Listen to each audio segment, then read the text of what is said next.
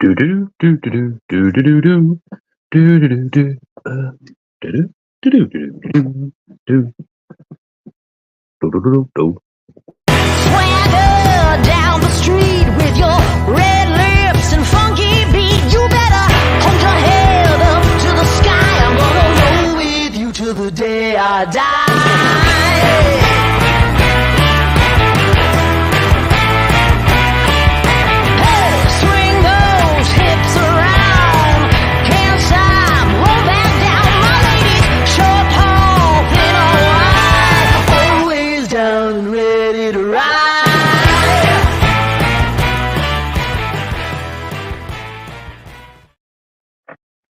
Hello, how are we all? Hope everybody is doing absolutely amazing. I'm going to put the link to join me on screen into the comments right now. So if you want to click that, come and say hello, show us what you've got. We will start off with Invert news and what's happening. 1 second. Hello. Hello. Hello, Trond. Hello, Ling. Hi, Trond. Hello. What's going on? Trond's haircut is the reason I'm glad I'm going bald. We just turn this up this end. Yeah. Trond, where's the background? It's not the same without the yellow scorpion background and your little head in front of it.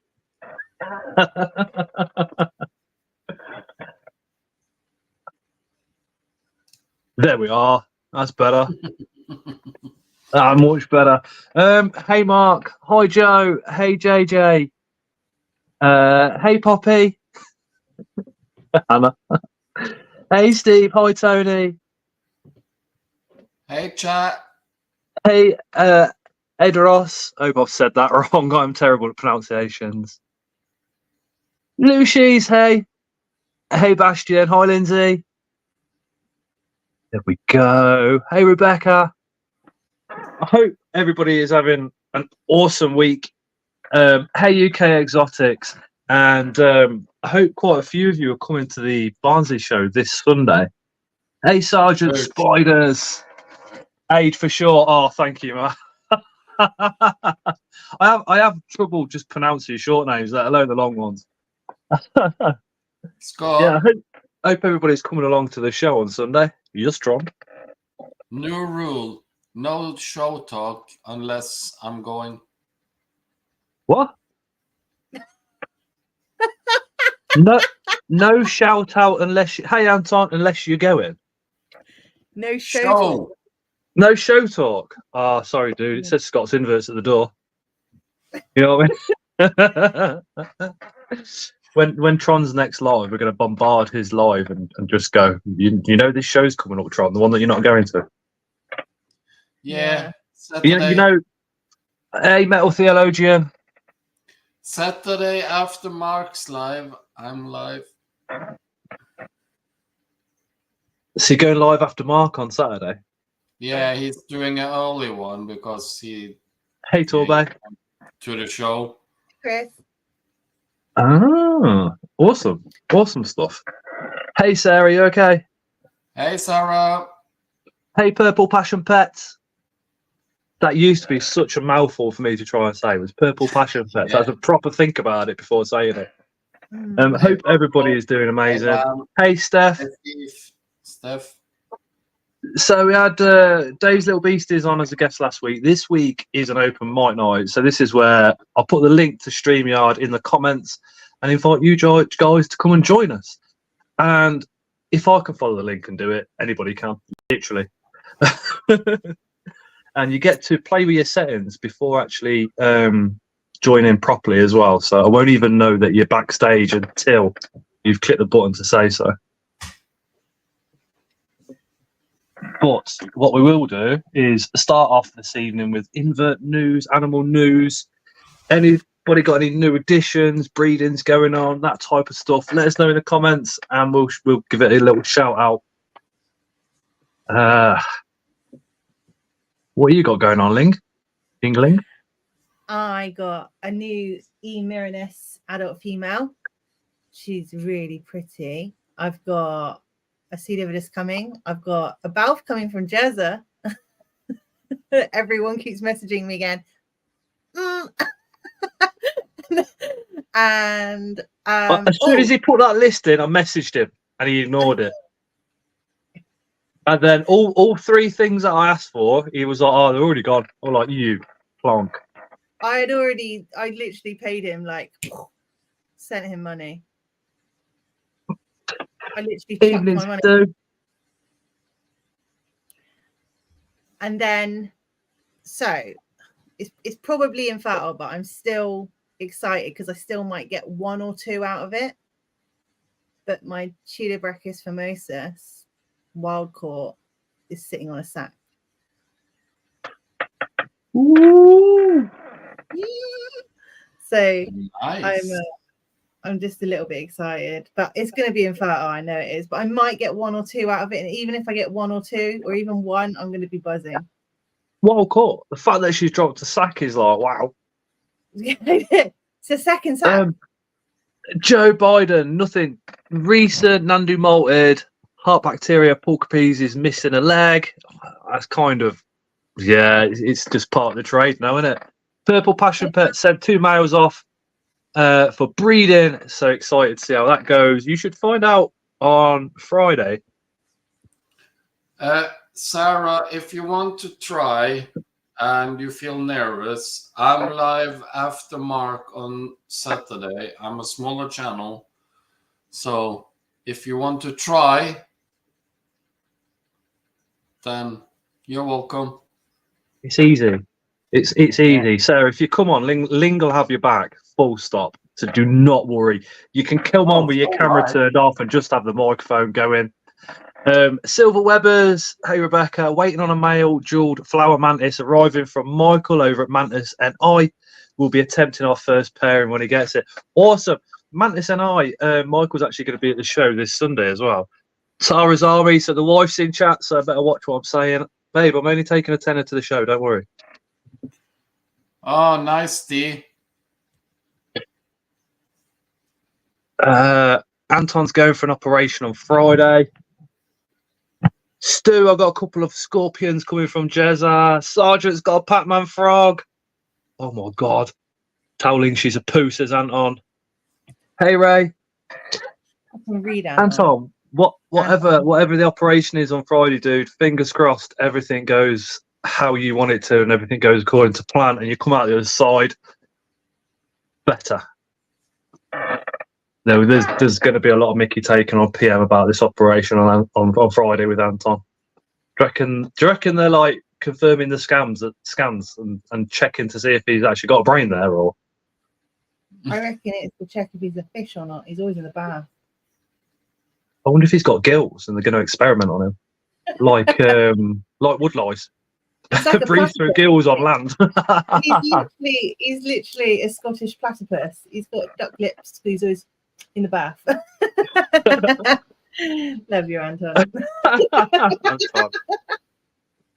Hey, old school ninja. Yeah, I'm good. I hope you are as well. We've had a bit of crap news. Friends that are close to me already know. So yesterday, and it hasn't hit home either yet. It really has not hit home. But our little dog that we've had for 5 months was 5 years of age when she came here. She came here from like being puppy farmed and all the rest of it, and having several litters to make cash and everything. But she came here. She stopped eating back end of last week. So come the weekend, we were syringe feeding and giving a water virus syringe and all sorts. So she went down the vets yesterday, and they said the only course of action was to it's hitting me now. For me to say goodbye, for us as a family to say goodbye is probably the best way I could say it without bursting into tears this evening. So yesterday we had to part ways with our little Athena. So that's still going on in the back of our mind. So if I do go a little bit quiet this evening, I do apologise. But hopefully everybody on screen will keep it going pretty well. But positively, we have our Hattie slings. we separated them from mum. I showed you in the last video a couple of the little I think what are they called, N1s, whatever, when they've still got their legs but they're not quite slings yet. They've all molted out into slings, and we're going to be selling them at the show in bulk. So I've put them into 10s, and they're going to be in bulk. So drop me a message if you want 10 of them. It's all right. Thank you, everybody. I appreciate the love.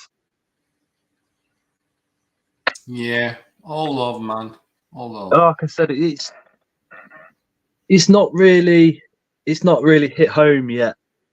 I mean, Tara had a bit of a tearful hour or so yesterday, and all the rest of it, as you do. But it's just not hit home. I 100% still think, even though we've now paid for the casket and everything, I still think she's going to be coming home on a dog lead tomorrow and making a little piggy noises that she used to do and what have you. But she was having fits in her sleep, like 45-minute fits. So there must have been something that had gone wrong in the brain as well. But I still think that, you know, today, tomorrow, or Wednesday, Thursday, she'll be coming home. And yeah, that's where I am at the moment. Hi, Aaron. Mark the Spider Guy lost 2 spiders yesterday. Oh. Sorry, Mark. What were they, Mark? But that's the thing, though. I mean, you know, things we love pass away, don't they? Spiders, dogs, people, everything. It's all part of life and getting on. But the hardest part yesterday was trying to explain it to autistic ADHD Leo, who just didn't get at all what we were trying to say, and that's that. So, Mark's had 2 die down. 2. Old school ninja, that's sad. What happened to your dog? I hope you can recover from this sad thing. It was really bad news for me too when I lost my female king baboon and the havoc. Oh, no way. Hey, Moon. Yeah, so has anybody been... I'm just going to try and ignore what I've just said and move on to something else, to be honest. Has anybody paired anything up or got any pairings coming up? I picked up from shall we call him Gobby John?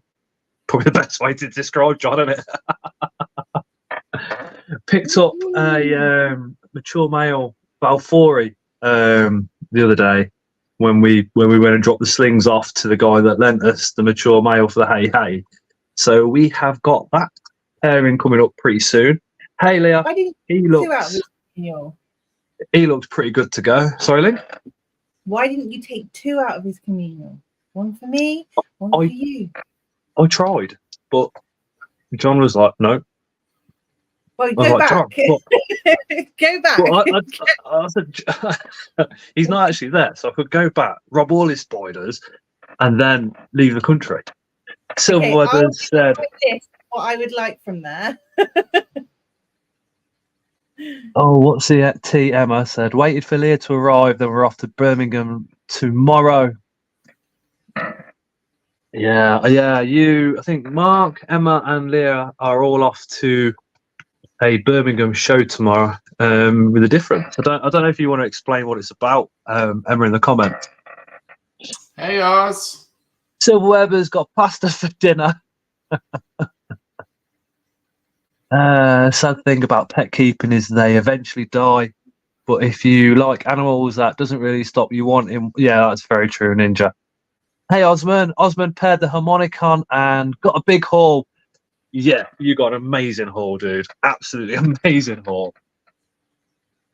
What was that like? Yeah, but when it comes to animals, they're more than animals, because I mean, you know, I don't regard any of us as being normal. So normal people, I refer to normal people as being non-animal keepers, the weirdos out there. You know what I mean? It's pets to us lot mean more than what majority of people out there mean to us, don't they? You know what I mean? So losing one is always very hard. So Mark And Spider Guy, sadly, what's you TM? have no... Well, sorry. All right, Tron, you started to finish. Sadly, you have no say in the matter because there's nothing you can do. A friend of mine, he wanted a pet, but he knew that if he lost it, he wouldn't take it very well. So he was recommended a turtle because they can live, well, longer than he can live. And it got sick and died. So you never know, sadly. Oh, yeah, I need to move on from the death stuff, otherwise I'm going to be in. Yeah. Leah says, sorry I've not been around, got new things going on in life. Called Spike. Time for social media, thought I'd show my face, show some love. What was that bit? And then, yeah, so Emma the T. Well, what's the T, Emma? Sorry. Mark Spider Guy and Leah from Unusual Pets are off to a thing called Nadex tomorrow. It's in Birmingham. And it is, and we just scroll back up. So it's a disability expo. So not spiders, but those guys still get to link up and have some fun at a disability show over there. I did ask Mark tonight, actually. I know he's in the comments if he'd take some footage because I'm quite interested to see what goes on. Do you know what I mean? And what's available and what's out there. So that'd be pretty cool if he does. Old school ninja. Scott's not really about this topic, but do you know anyone has any idea where Marilyn Monroe is? She hasn't been around in ages and she's had issues. Hope she's okay. Another good YouTuber. Old school ninja. No idea. I can't say that I remember seeing Marilyn Monroe in the comments at all either over the last year or two. And then the YouTuber's name doesn't ring a bell either. Scott. Yeah. It's Marilyn Moore. Marilyn Moore.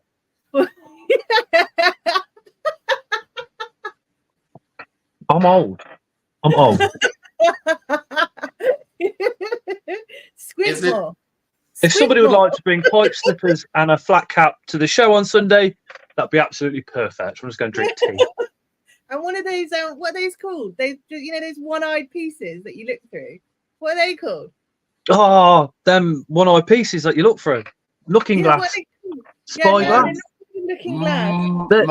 Monoculars. Yeah. Like yes, monocular. Yeah, we need to get you one of those. With your beard. Tara's got one in the bedroom. That's a magnifying glass. Oh, there it is. If you are new to the Tuesday night live, we don't swear, we don't have any adult conversation until past 9 o'clock, and then we do swear a bit after 9 o'clock. So if you've got any kids watching, come 9 o'clock. Yeah, best remove them. A monocle, apparently. Yeah, a monocle. That is what they're Hey, called. Craig. A monocle. Yeah. I need to get you one of those and a dicky bow tie. A dicky. You're not going to see it. I'd have to No, we can get you a big one so you can see the tips. We all spelt it differently, says Poppy. Thank you, Poppy. I'll go with that. Marilyn Moore. No, I haven't heard anything off Marilyn. Hey, Jason, you okay? Hey, Jason. I did Jason. ignore you. What? I normally ignore Jason by accident. Ling Jason's in chat. Say quick. Quick, look away.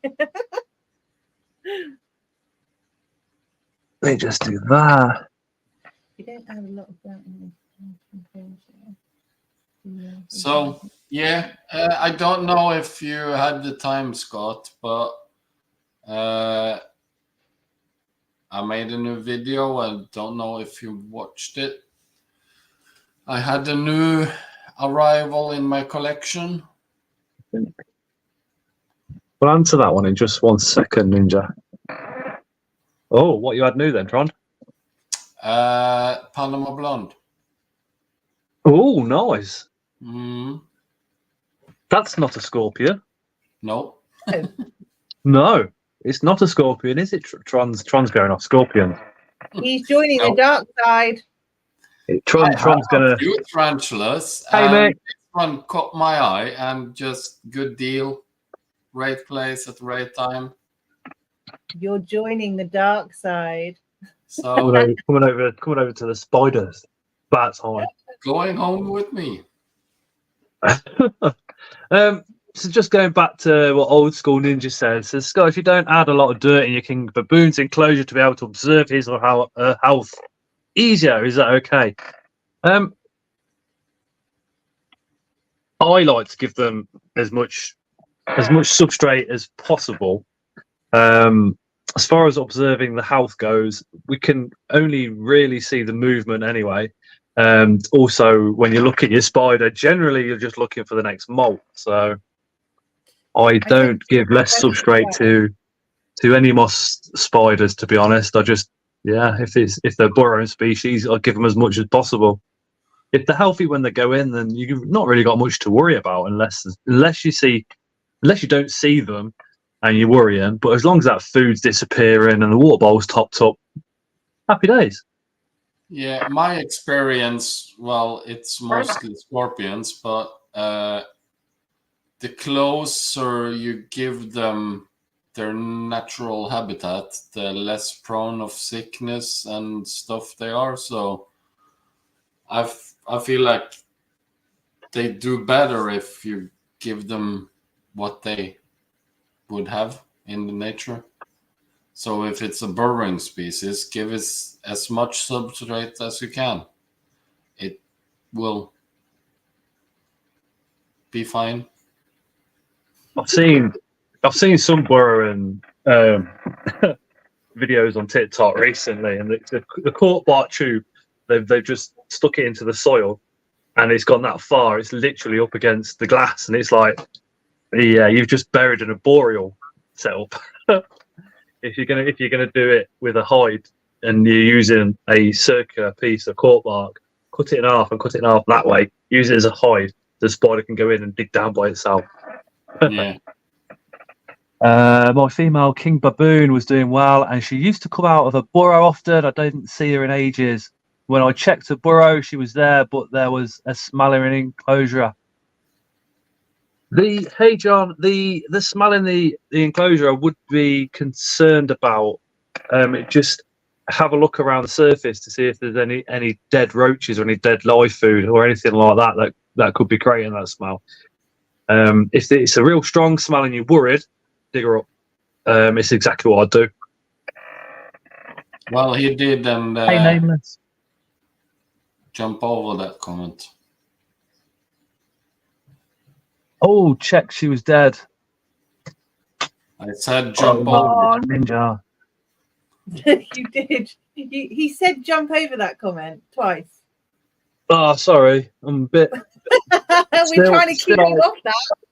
Trying to look after you, Scott, and no. Okay, so that's what you could do in future. And then exactly what Osman's saying there in the comments as well. We have another beautiful guy joining us this evening with Matthew. Hello, Matt. Hello. Matthew is the man to speak to if you need any backgrounds removing, by the way. Sorry, Matt. Like the black hat. It's funny because I get messages like, yeah, I like your new logo. And it's like, yeah, it's only possible because Matt removed the background for me. No, dude, it's all good. I'll show you how to do it. Make it easier for you. He also, on the Invert Shows UK video that I did for their channel, the overlay, solid white with the ZoomEds logo and their logo and the Southern Show thing that it had on, and it was Matt that removed all the background for me as well, so I could send that off to Lee. But obviously I had no control of what he put in the description, unfortunately. He did the same for me, Scott, says Craig. Silver Webber says, help me, rookie. Yeah, he's Matt's in the WhatsApp, so just drop him a PM. Yeah, just message me. Ninja, if you have tried many times, and I would look in how your enclosure is set up. So P. muticus, they do like to burrow, and they don't really come out. They are very fossorial. I have 4 of them, and I did have a massive adult female, but she never really came out. You need to keep the substrate not too dry, but not too wet either. Like, just not nice. How can I try to say it without saying the M word?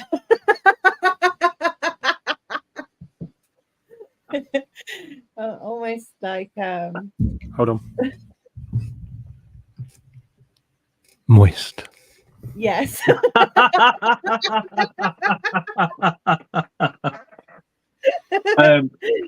got you back. What you could do if you get another one and you're worried, you can put them in a larger baroplast. And what that enables you to do is when they dig down, it gives them a little bit of screening, but you'll be able to see her at the very bottom of the baroplast as well for a little bit. But what happens generally with a lot of us is we all have that one nemesis spider that we just can't seem to keep. We all seem to have like one. Mine's Caledonia. I cannot keep Caledonia for love nor money. Whether that's to do with the temperature changes that goes on in this kitchen or the humidity in the house, I have no idea. Well, I've had 2 now, and they've both passed, and I've done everything possible, and just not. I love my P. muticuses. They're just such an underrated spider. I absolutely love them. Helenobius, aren't they? Muticus. When you see them. Yeah. I mean, I see King baboon, rusty baboon, red baboon, stunning spider. A lot of leather, aren't they? They look like leather. I've seen Scots rusty baboon. It's their back feet that I love. They turn inwards. The size of those back legs as well for burrowing is like wow. Hey Reese says hello, beautiful people. Scott, go on. Scott's probably spamming your notifications from YouTube, trying to catch up as much as I can of your videos. Yeah, I'm good, Reese. Hope you are as well, dude. Are you coming to Barnsley on Sunday? Hope so. Sorry, Matt, what were you saying? I was just going to say, the thing is with the baboons, it's like my one. I got it from Luke, I think, BTS, not last year, year before. And it's molted twice and looks like it's probably shrunk. They grow so slow, don't they? But what I was going to say was, where it is, it's in the ground and it's got like webbing over the entrance to its tunnel. And it's not like I'm shutting myself away for molting purposes. It's just there. If you tickle it with a bit of grass, that spider comes through that webbing like it's opening curtains. And it's the best way to feed it because it just comes flying through the thing. It's absolutely nuts of a spider. Beautiful things though. So bright. The orange is actually, I would say, possibly brighter and richer than like an OBT in a lot of respects. They've just got that strong, solid, opaque colour, haven't they? I got something cool. There is some. Oh, nice. Is that the anatomically correct model thing? Yeah, it's like the spider anatomy. Yeah. It's Did you really get that? cool. Did you order it from the US? No. Amazon? But no, I'll send you the link later. But Is it the one where the top comes off and then the bits come out? Yeah. So you can like really show off Amazon. what's inside. But there's one thing that I got that I made someone jealous. Hold on. Andrea, Aid. I only have 2 tarantulas with no updates from them, but my jumping spider egg laid an egg sac that hatched yesterday. Oh, Aid, nice one. Nice. That's awesome. I have the scorpion version. Nice. That's cool. That's cool, right? Well, yeah, it's cool. I had that as well, and I just have to say, sorry, Ling, but you won't have it for long. Why not? because it's something to do with the plastic they made of. Mine lasted maybe 6 months and it just fell apart. What is over your area? Acid.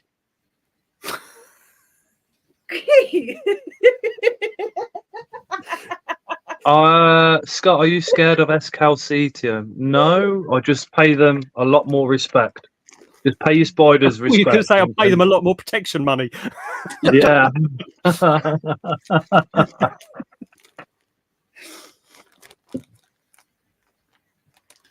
It's like every day when I go to work, I go to my Androcnus australis and give it a tenner and hey, watch the apartment while I'm gone. Yeah.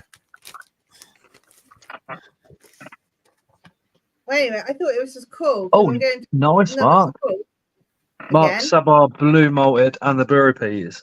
My Biroop's malted this week as well. Link, Yeah. as a spider, can you get the parts out and know what they are? What, on here? Yeah. Yeah. So I just thought that might be. Kids would love it, mate, if that's what you're thinking. well, this is what I'm taking this to the school with me to do the talks. So Hold on. you take them. There we go. So here, this is like the heart and the book lungs. So this is the book lungs that you would see through the exoskeleton, like the cuticle underneath and the underbelly. But this here is like the heart. So this is where they're pumping through, and that's where you get that mechanical motion, isn't it? Is it a mechanical motion you say? Yeah, that hydraulic. Yeah. So then here That- we've got the intestines. Oh shoot, sorry. This is I the wouldn't- intestines. So it's a bit Oh, wow. creepy, really. What do you think? Cheers. And then you've got the sperm Alien looking. receptacle. So there's the sperm receptacle, and then inside, oh, that's the ovaries as well. What, like you can see there. Kind of looks Oh, wow. like our lungs, but it's not. It's where they store their eggs. And then inside the spider, you can see is the ovaries. Yeah. Yeah. So there's the reproductive organs and all that shit. Oh, sorry. Didn't mean to say that. Terrible. If Chris was here, he'd never swears before 9 o'clock. That's a Well, 10-pound So- fine. yeah, would be in the carapace. And Dude, that the is Latvian, I've got no idea where he is. He said he'd be back home by 6 and blah, blah, blah. But he'd probably come in at 9 o'clock it's before swearing. 9, so, so here we've got the central nervous system, which will be inside the carapace. And then here we've got, hold on. I can't get it apart because I've glued them together. Okay, so anyway, we've got the arteries, which is the green bit, and then you've got the midgut, which is the red bit. So that's Hannah, I the tell you what, yeah, it's Ling's school talk, but I find this quite fascinating because I know what's inside a spider, but seeing the shapes, especially with the heart, has really got me like amazed because Yeah, you so just they- expect the heart to be the same shape as a human's. No. So to see it differently inside a spider, I think this is quite incredible myself. So then inside here, you've got inside the prosoma, you've got where the heart would pump. So the heart would be pumping up through here, out through here, and it would pump through and then go into the legs and make the legs move. And then you've got the inside of a fang, which has got like keratinization inside. Got what And then inside? Keratin. Same as what a horn and things is made out of. And then here you've And got our like, nails and hair. yeah, and then inside you've got what, like almost like veins, which is what pumps the blood to make them move. Pretty cool. So yeah, I'm doing school talk. This is what I do when I go and see the little baby kiddies. I'm like, look at this! This is the heart. She's going to PM your worksheet now. You've got homework to do now, Scott. No, I wish the that's spider she's holding, I wish that's how big spiders could get. There's the Australian huntsman gets to about that size. Mash. You've I seen my always, I curvy, always yeah? go to say it's giganteous, but it's not, is it? It's I need Jeremy for this one. Can never remember it. Cruise. It's big, huge huntsman, like the largest in the world over in the Australian huntsman is all I know it as. Ling School of Learning. Can you do the same on that scorpion as well, Ling? No. I've got Because to learn Tron's about sitting there like, Tron could. Tron, can you? If Ling holds the bits up, can you do the voiceover? I don't know half of it, but yeah, sure, I can try. I had one. Okay. I appreciate you both doing this as well. It's awesome. Spider So was awesome. are we going for the top end or the bottom end? Whatever. Whatever you pull out the. Just lost the leg. It's pretty much like the spiders. It's yeah, the green one is the you Heart can and see the the lungs. heart and the bucklings, yes. So the heart and the lungs are actually connected like that. That. Yeah. So you can see the book lungs is the little blobs on the ends, the same as the spider. So that will draw in oxygen from the exoskeleton, and then it will go into the heart, and then that will feed the plasma inside the heart, which will then go pumping round. Kind of do know a little bit, Tron here. Joe, that's where does that go? Heterometrus lacticus. So this is the stomach. So this is the intestines. Yeah. And then here you can see the sucky mouthpiece. So it will go straight into the intestines. Yeah, and then it goes up through the tail and out before its stinger. What's the stinger called though? Can't remember. You played my quiz.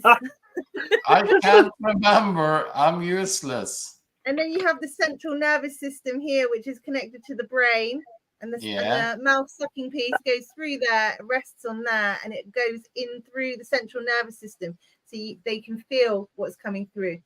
Mark Spider Guy says you should do this on a video link. We could all share it out. I think that'd be awesome. I'm learning from there. Somebody needs to do the editing because I can't be dealing with that. I'm not very technical. Email it to either me and Matt. We'll sort it for you. Old school ninja Scott, would you be happy if there were 20 inches big tarantulas? Mate, I'd be happy if they were the size of a car. Save a lot of money on petrol. Yeah, exactly. Could you imagine riding your brachypelma to work? Like, yeah, I mean, this is where Jeremy and Terry have got an advantage, haven't they? Because they already could probably. Jeremy was going to come on tonight, but unfortunately he can't because it's his sister's birthday, so he's gone out partying. Hey Eric, the giant scorpion. I want one on the bookshelf. Hey Chaz. But yeah, science is my thing. Like the anatomy and physiology of inverts, that is my jam. I love that. I'll spend hours talking about that. In fact, I have with you, Scott, haven't I?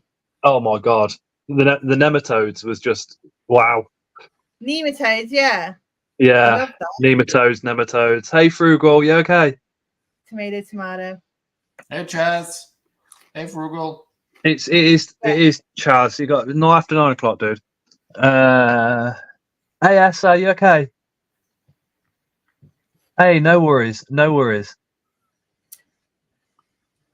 And then Tron, you need to know what's inside the claw. Hey, dangerous wild arachnids. It's hey, Mad Manx.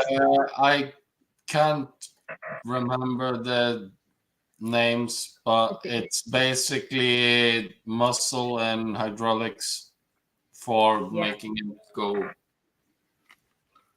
in and out.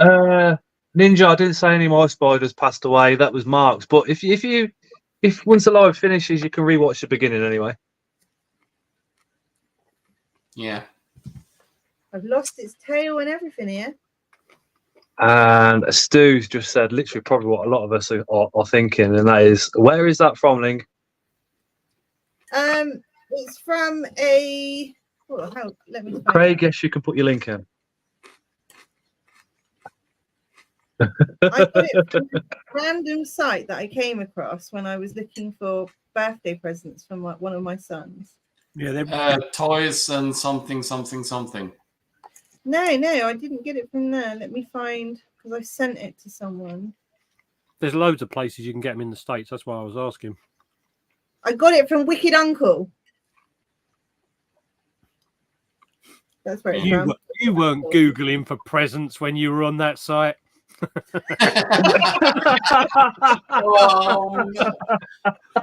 Oh. Now, Matthew. Now. It's only now 1:45.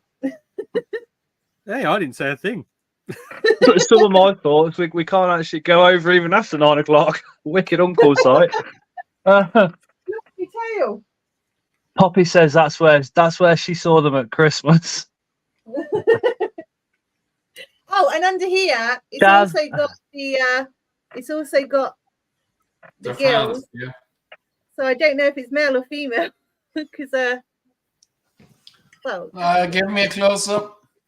it's got a half moon there. Could be female. I can't see in this light. There you go. Look, there.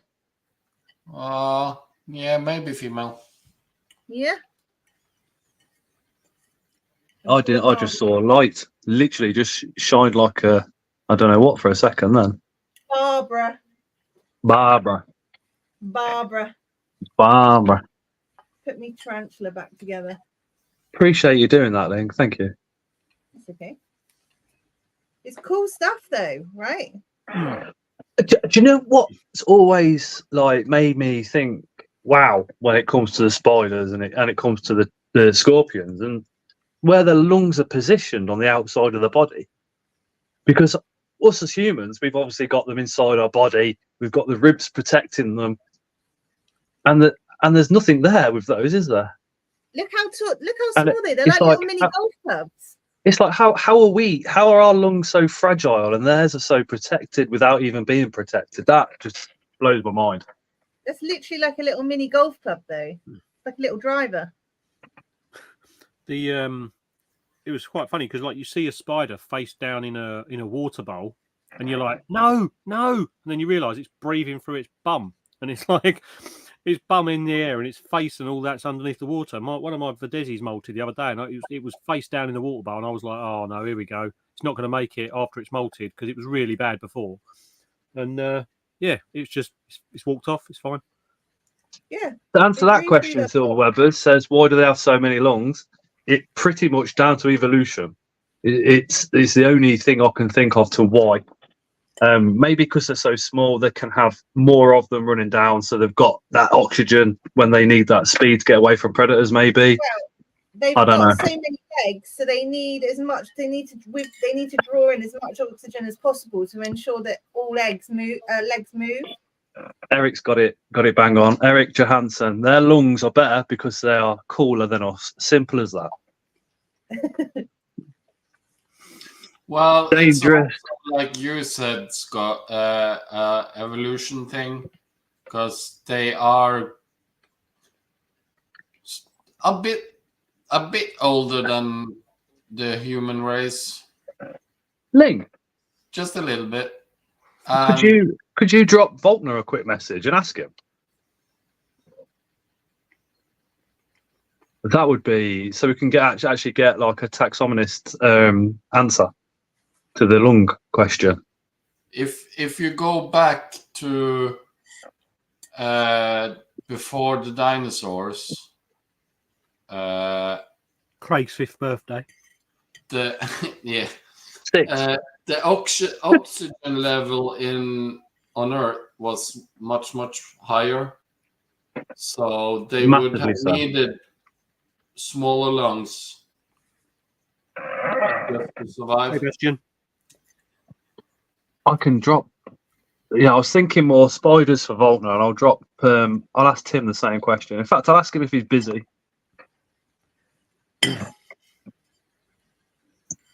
Give me 1 second. The internet on the phone is working fine, but when I go to my laptop, slow as anything. Oh, Tara's off to bed, needs some sleep. Hey, Steve W. Yeah, Tara was up all night last night, but Night, Tara. Sweet dreams.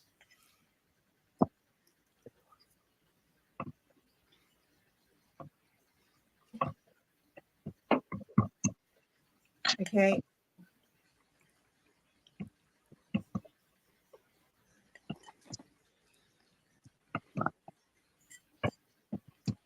Why do scorps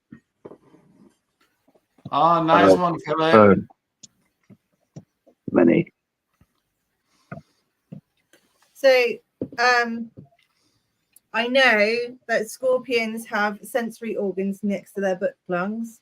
I don't know what they're called, but they are sensory organs.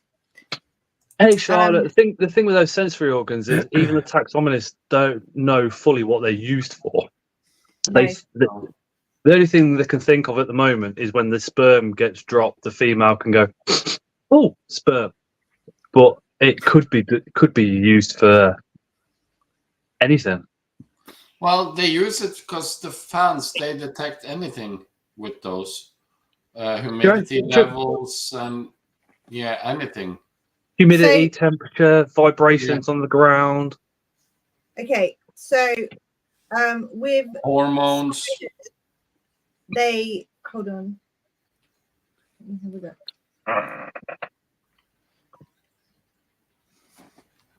Okay, so they have.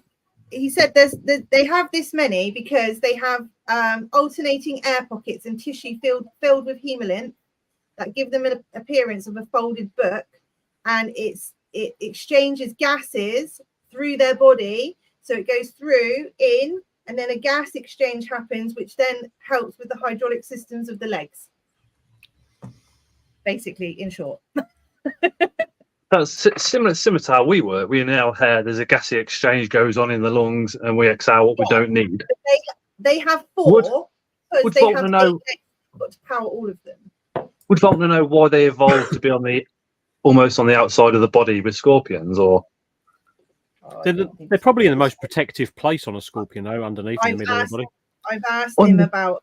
You think about it, if they're down low to the ground and they've got all their legs and the hard exoskeleton above everything with the nice sharp pointy bits of all their exterior weapons on top, it's quite safe under there, isn't it? Yeah, it is. But then, if you think about bacteria and infection, then they're exposed to everything, being so close to the ground when they're walking, and then. Yeah, well, their exoskeleton's got a clear film going across it, so it's actually got like film over the top. There's like it's almost like an air filter, like in a car. 8-bedroom breeder. So you've got like almost like like how an air filter on a car engine works. It cleans all the rubbish out before it goes in. So they've got that between, and you can see that when they molt. When you can see that when the spiders molt and stuff like that, you've got like the single piece on the outside. Where are we? That one. Mark, hey, converter man. Hey, Mark. Hi, Victoria. Says spiders don't breathe like we do, so we breathe in, breathe out. So it's a passive exchange of CO2 out and oxygen in over the surface of those. That makes more sense. So basically, the airflow, as opposed to us breathing it in or out, they don't actually do that. It's just the airflow then. Yeah, it's an absorption.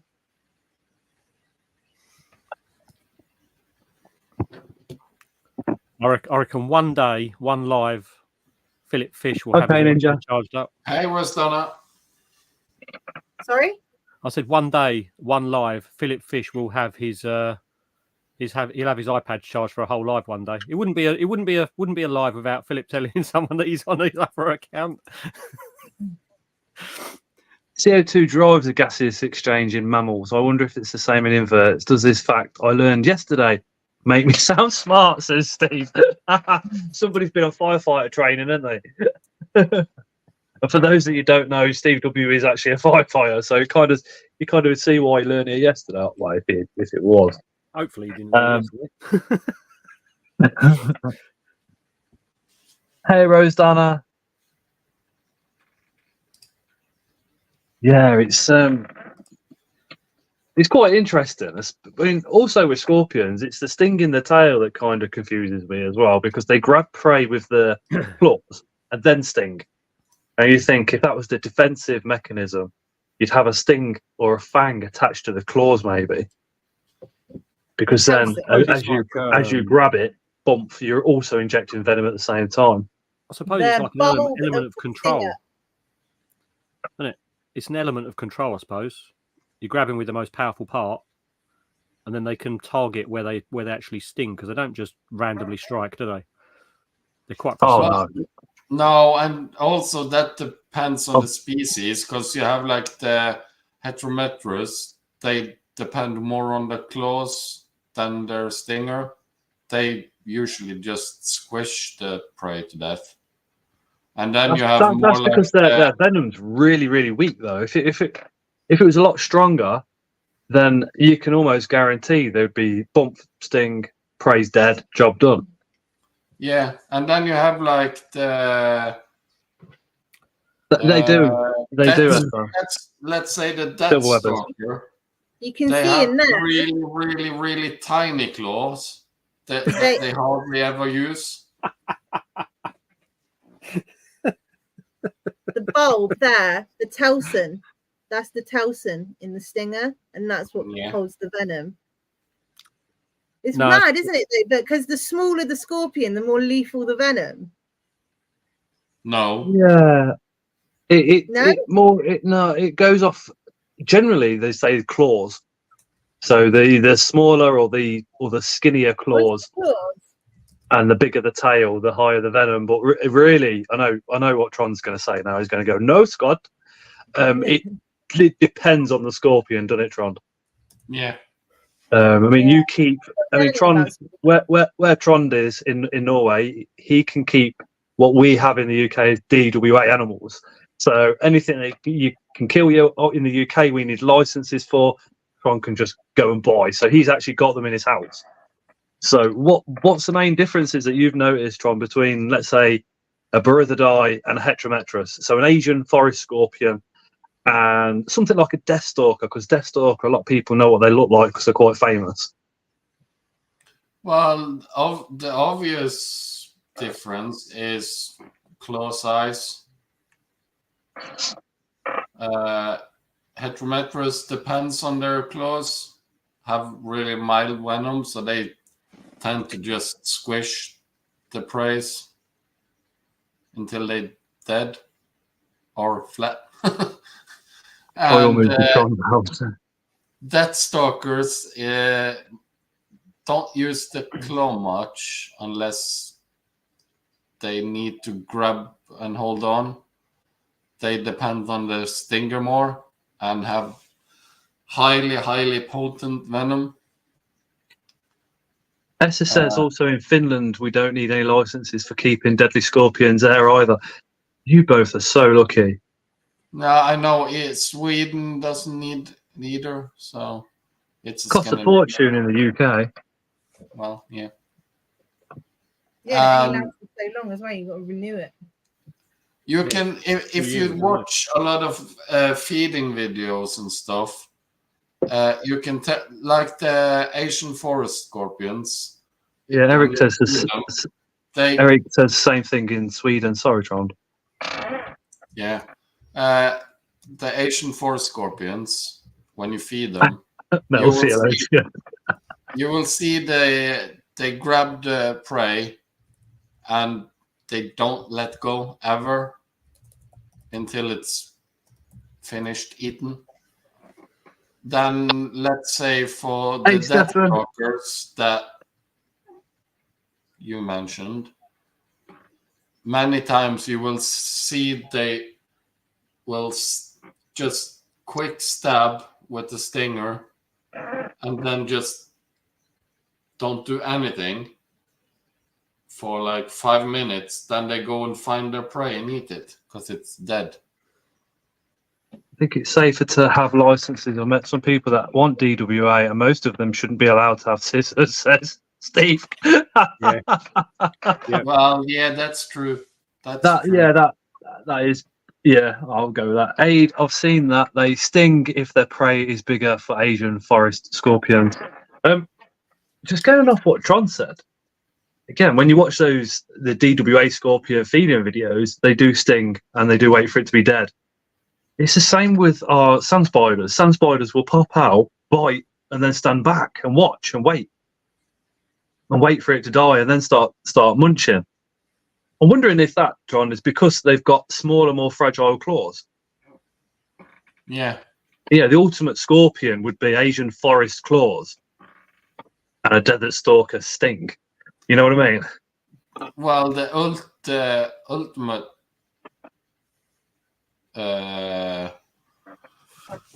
scorpion would be this Gigametrus vamramdi with the weight of the African flat rock and the stinger of the African fat tail and the venom of Death Stalker, or there's another one that's pretty similar in strength that actually have killed people. But then you're talking a scorpion I wouldn't want in my collection.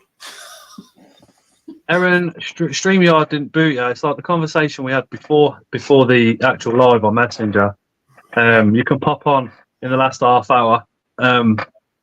Just remember those apologies, and it's all good. Essa, almost forgot to ask, when my H. flavidulus has stung the prey, he just sit there holding the prey. Is there any reason for that? I found things like Heterometrus will hold on to smaller crickets. And so will oh my god, I've seen the feeding videos of the DWA stuff as well. When do you know not the brownfield crickets, the actual tiny little hoppers? Yeah. It's like they know they're not strong enough to do any damage to the scorpion, so they hold on to the prey as if to say, "Well, I've stung you. What are you going to do about it?" Whereas maybe if it was something a bit bigger, they'd be holding on to it, going, "Yeah, I'm going to wait for you to die over there, then I'm going to come and munch you."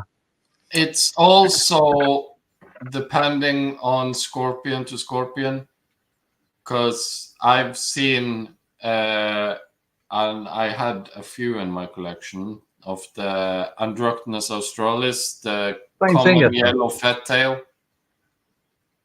and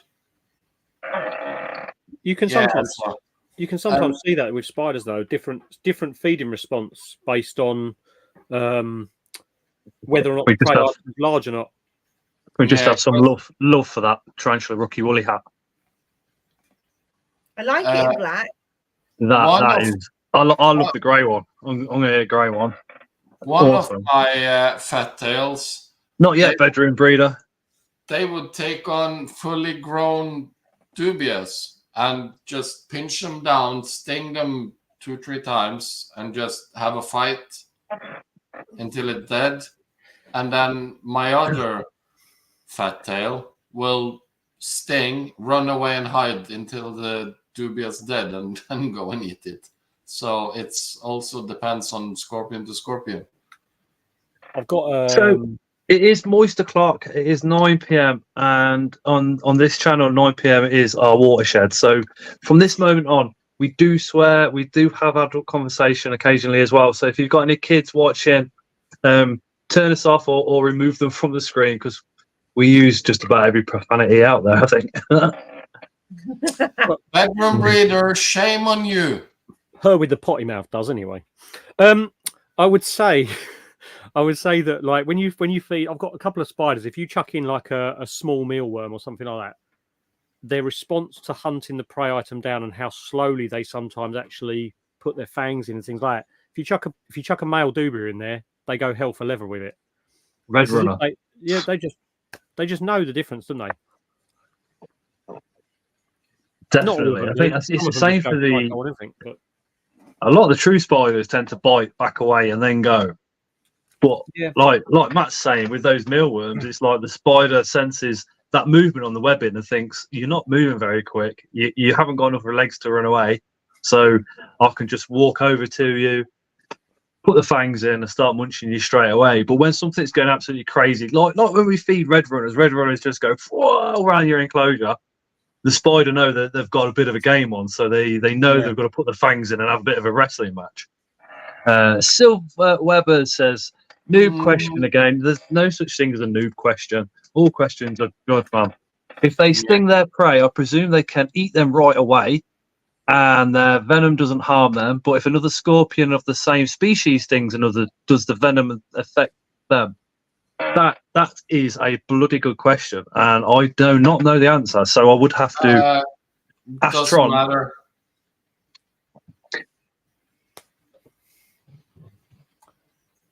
They do say when you're talking about spiders, if you have a spider that venomates a piece of prey, but then doesn't eat it, obviously you don't give it to another spider because of the way the venom works. How does that then work from if it's the same species?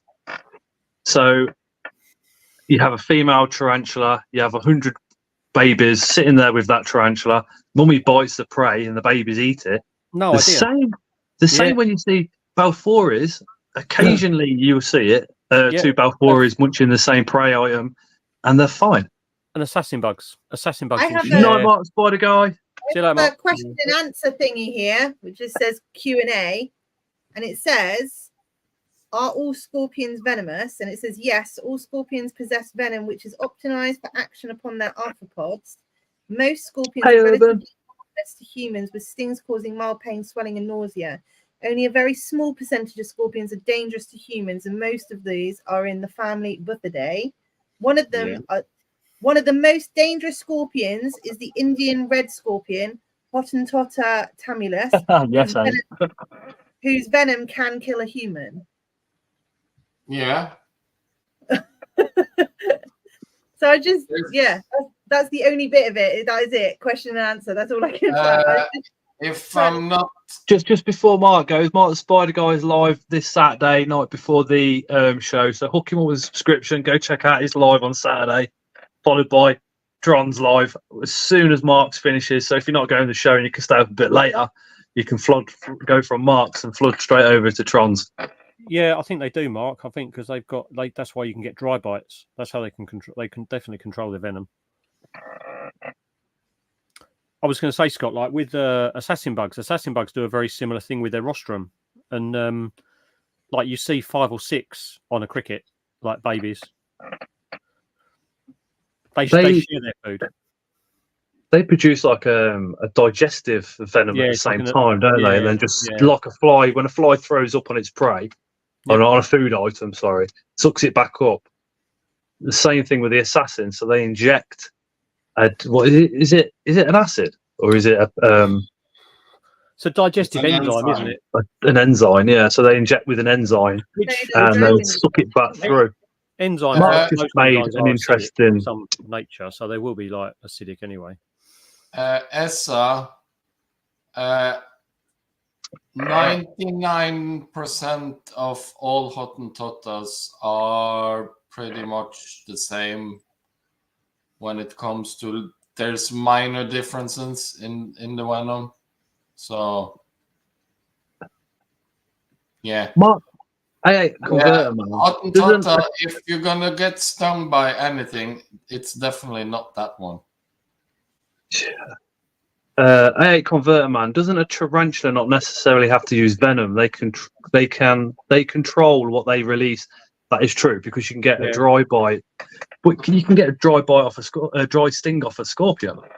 Yeah, and also if you watch breeding videos of scorpions, then you will see the male scorpion will sting the female to calm her down. That is something that is pretty cool. That's one hell of a kink, isn't it? Calm down, love. Calm down. Yeah. Can you imagine going up to the wife, Matt, and going, "Look, I know you're stressed. Calm down." I'd have the wife coming at me. I'd have Lynn coming at me. She'd bring a crew. There'd be nothing left of the beard, let alone me. Bedroom Breeder says they've got some mega and cheap slings at Barnsley. Bedroom Breeder, I've got some Hattie Hatties in bulk. Drop if you want any. Drop us a PM. We'd literally be sat there and be like, "Did you just sting her? Did you just sting her, Scott?" ESSA, from what I have been told, communal scorpion cell. that much, you get a few minutes extra. Oh, nice, Osman. So I wouldn't. Yeah, I would definitely have the EpiPen if I could, but I wouldn't trust it as a fix if something bad were to happen. The EpiPen is what the hospitals in the UK would do, Tron. They just go EpiPen because we don't know what else to do. But that's because you need a license for DWI and stuff.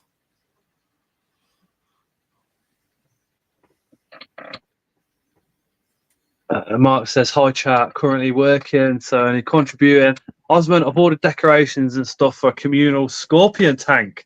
Tron, it's going to be sick.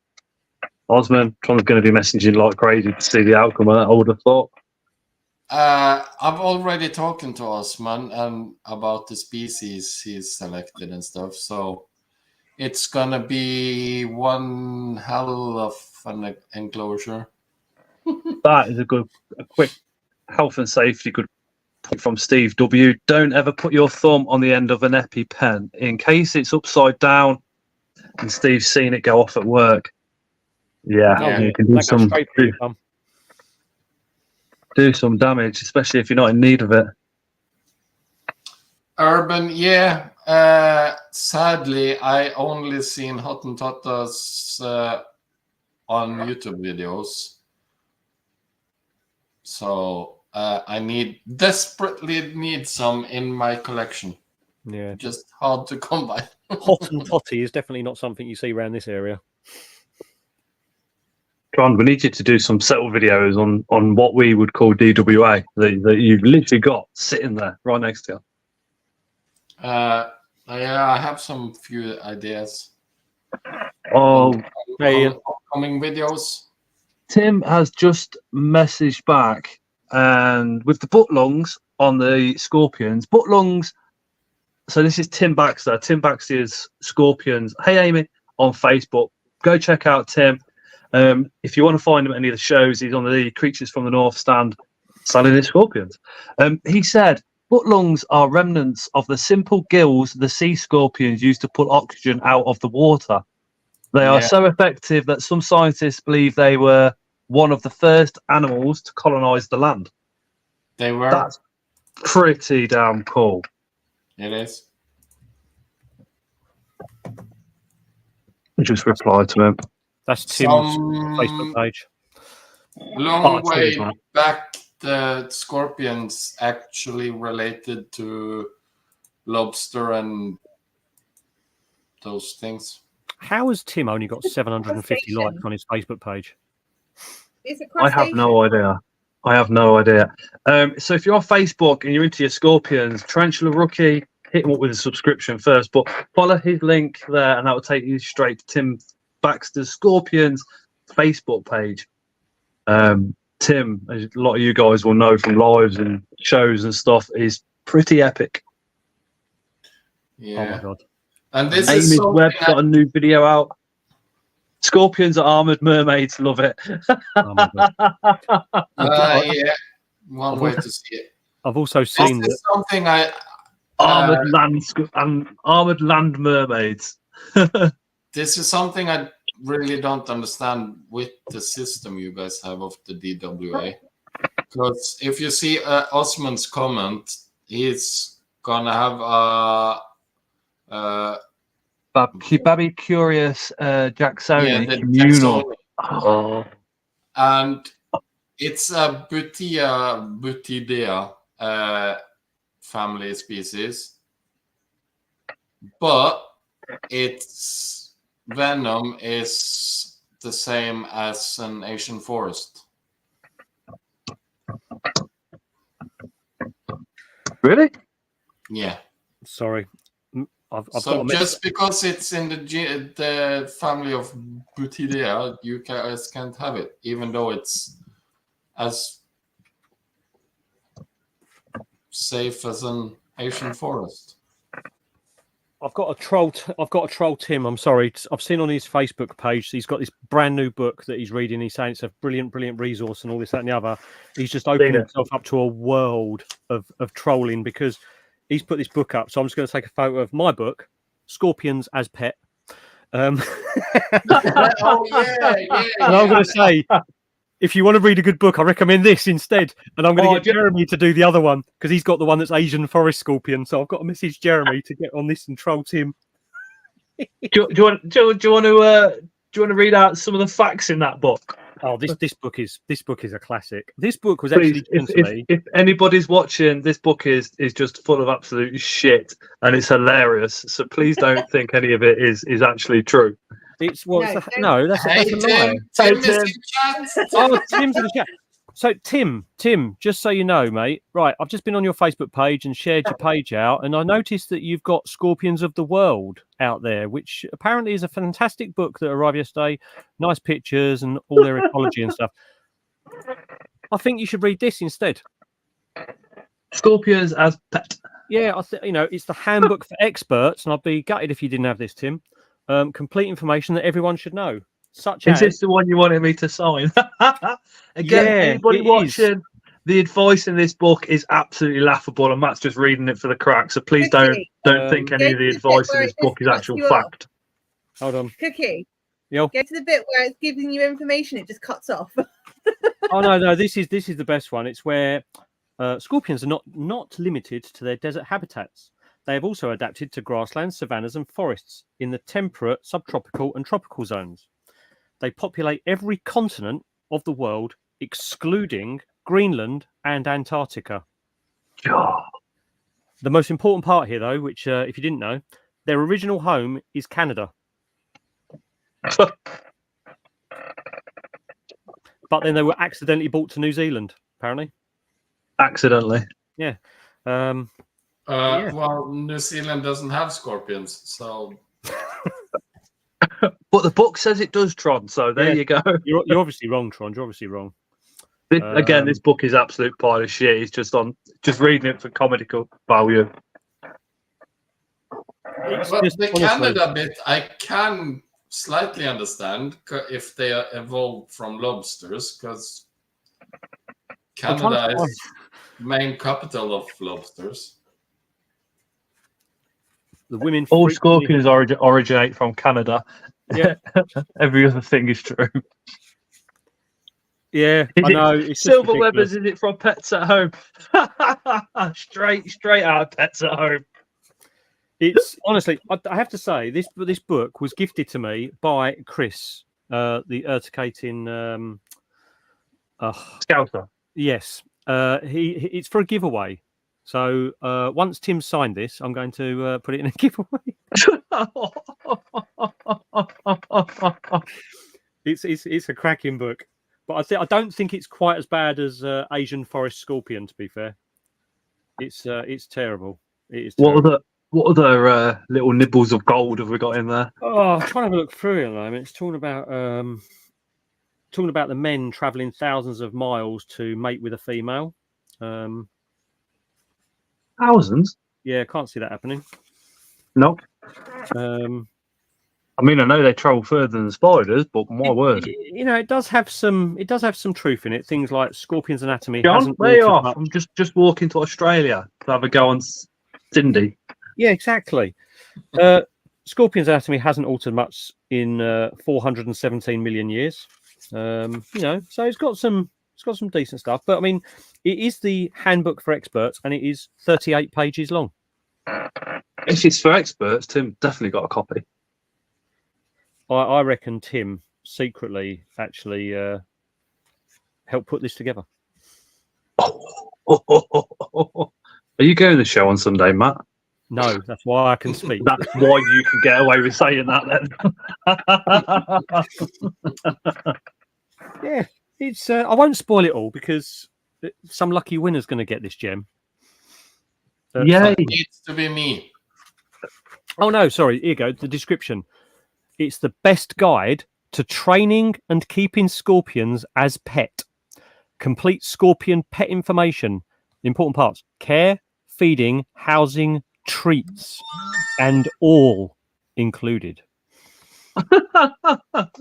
Tim says, unfortunately, I don't have that in my collection.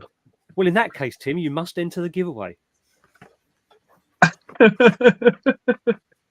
Scorpion as pet. Oh my god. But yes, it's a classic. It's a classic. Oh my word.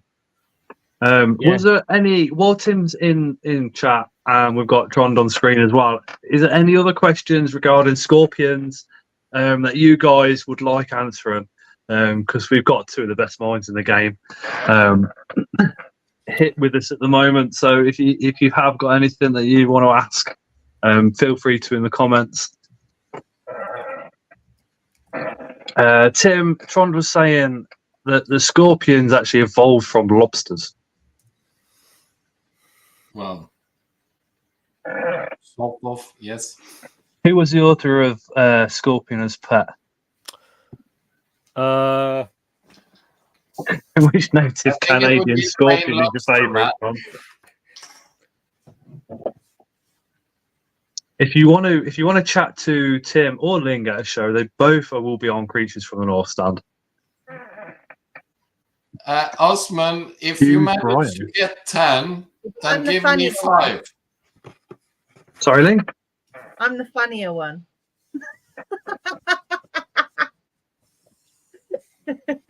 Well, okay. Yeah, don't annoy Tim. He's like a 10-foot giant.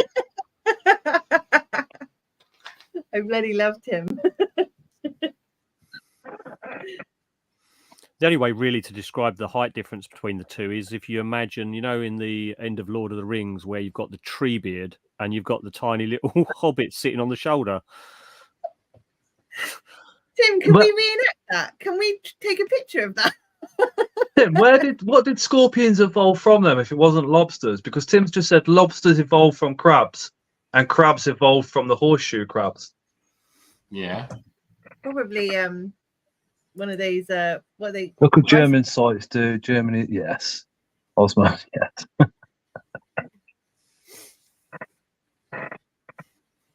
Best food for scorpions. Picked up 0.5 centimetre Nebu whitey and be given half a micro cricket, but it's so small I can't actually tell if it's eating anything. Best thing to do is watch it, and keep watching it until you see it eating. You can try fruit flies, chopped up mealworm, cricket leg. Yeah, cricket leg. I would assume that they went for the springtails that are in there as well, being that small. How small is it? 0.5. That is 5 millimeter. Yeah, I mean that's. I've got a starburst. Yes, Bubik. The Neochatelli Panamanus. That's molted 5 times with me, and it's still in. It's still in a well, it was in a sling vial until the other day when I moved it. But that thing I put in a like mealworms have got the ridges on the body. Yeah, I put one segment in. I literally just cut like a sushi, and like one segment in, and just leave the liquid with it, and it it doesn't go. And you take that out next day, but normally a bit of the liquid's gone, and it's still alive, so it's obviously eating. Tim says scorpions will tackle prey as big as themselves. They can scavenge, so you can pre-kill. Bubik, they've just said, I missed a few minutes. Did they realise there are invertebrates that sting with their pedipalp claws, like we were talking about? Pseudo scorpions do that and make silk with their mouths. Ooh. Do they? We've got pseudo scorpions in the UK. They're not native, but they're brought here on the. Do they have silk glands in their mouths? Yeah, well, that's what Bubek says. They're really, really, really small. Tim? Adult size, they eat springtails. That's crazy if they've got silk glands in their mouths. Yeah, I'm literally just waiting for Tim to respond to that one. Yeah, I'm waiting for Tim to speak as well. Yeah. Come forward, the scorpion gods. Tim, Trond. Well, yeah, I know of the they're really, really small, Oh. but I never heard about any silk glands. That's interesting, isn't it?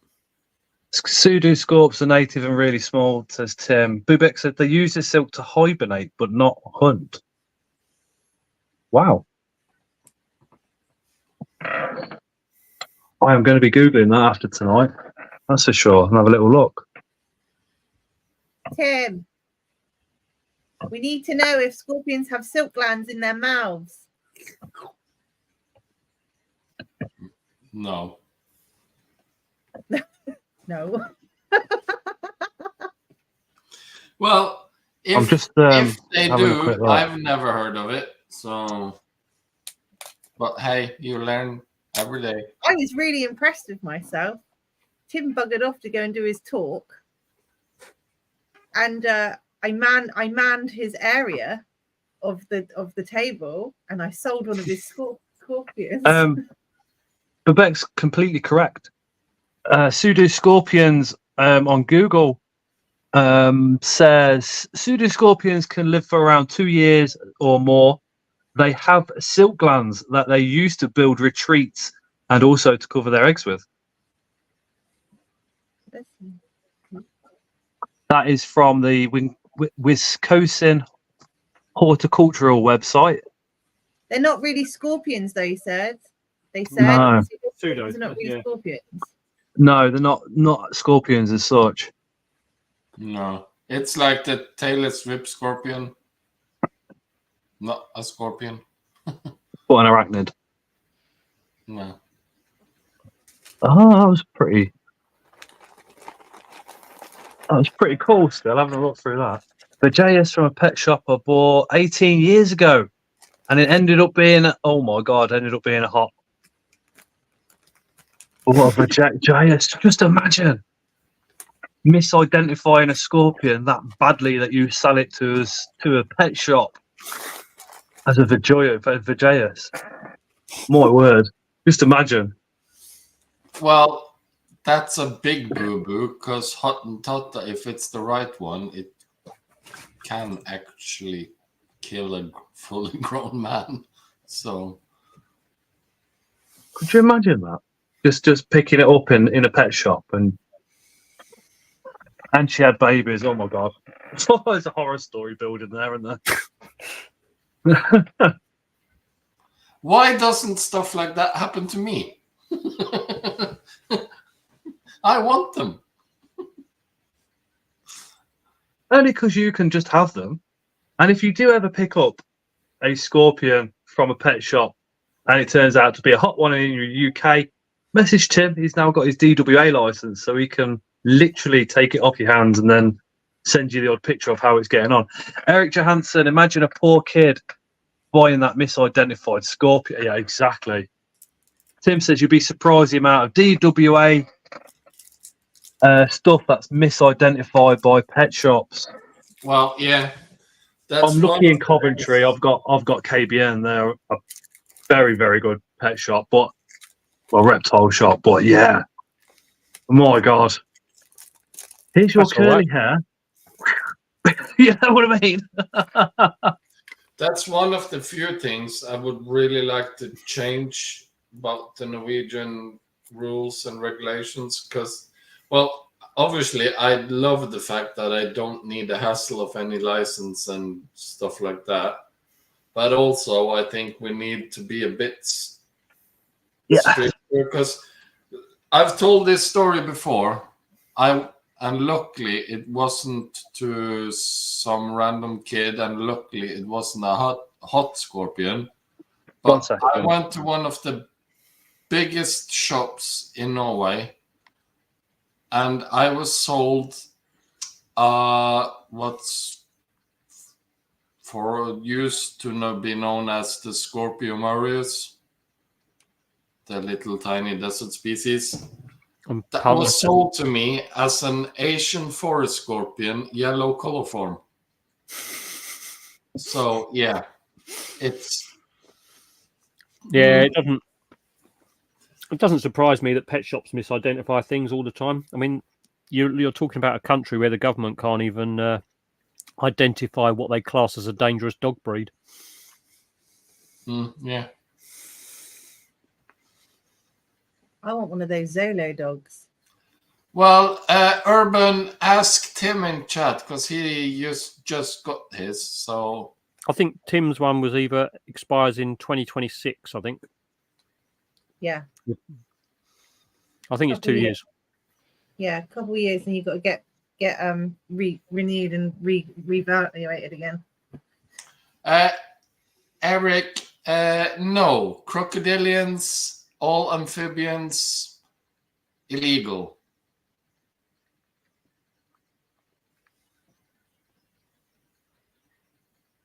Sweden is really open. You can have anything you like. Correct me if I'm wrong, Eric, but I don't even think it's regulated if you wanted a tiger. There used to be a guy, and I'm talking about years ago, when I was a little kid. But there was a guy in the village that we lived in who had 2 tigers on the industrial estate that we were near. He had 2 tiger pets. Nice. So what Dave was saying back in the day, Yeah, There I was, was listening to it. Exchange and Mart, you could go on Yeah. and buy yourself a tiger. Could you imagine that now? Yeah. Coventry, that many idiots in Coventry. Coventry would be full of king cobras and tigers here, there, and everywhere. I lived on a farm, didn't I? Like, we had the farm, and on the edge of the farm there was an industrial unit. And can you imagine the horror if these tigers had got out and come over to the dairy cows? Can you imagine the... Honestly, it was mental. They are here as well. And well, unless you got a specialist license or you're a zoo. Eric says tigers, wolves are illegal in Sweden. The only carnivorous mammals outside of dogs and cats, etc., that is legal to keep in Sweden is it you can keep a badger. Badgers are Badgers are psychos. savage. Yeah. Sort of that. They're so savage down here. What? They are. I got chased by one when I was hunting. I was like, If you get clawed by a badger, you're going to know about it. They're like Yeah. bears. Like, yeah. Literally like a mini Yeah, bear, badgers, yeah. But your claws are yeah. literally just as effective as a bear's. yeah. They're That's half the strong. size of me. Do you know I how mean- big they are? Even in the cities, you're taught from an early age that you don't fuck with a badger. Full stop. Are you sure it was a badger chasing you, Ling, and not a mole? Some mental animals on the DWA list. Tim says he's got the full list. What's the most surprising stuff that's on there, Tim? Sloths, for example. So with the DWA, you can own a sloth. Oh, mate, I would love a sloth. Thanks, Osman. Sloth would be Oh, But something. look for at us, the pet. size of their claws. Can you imagine taking a sloth for a walk, though? You'd be like, right, I'm going. You'd have to take a packed lunch with you. You'd have to take a tent, sleeping bag. That do me, yeah. See you later, reality. I'm off out. I used to take my ferret for a walk with a little harness and a lead. She used to So love did it. I. Yeah. Yeah. I Yeah. did. But mine were used for ferrets, like as they're supposed to be used.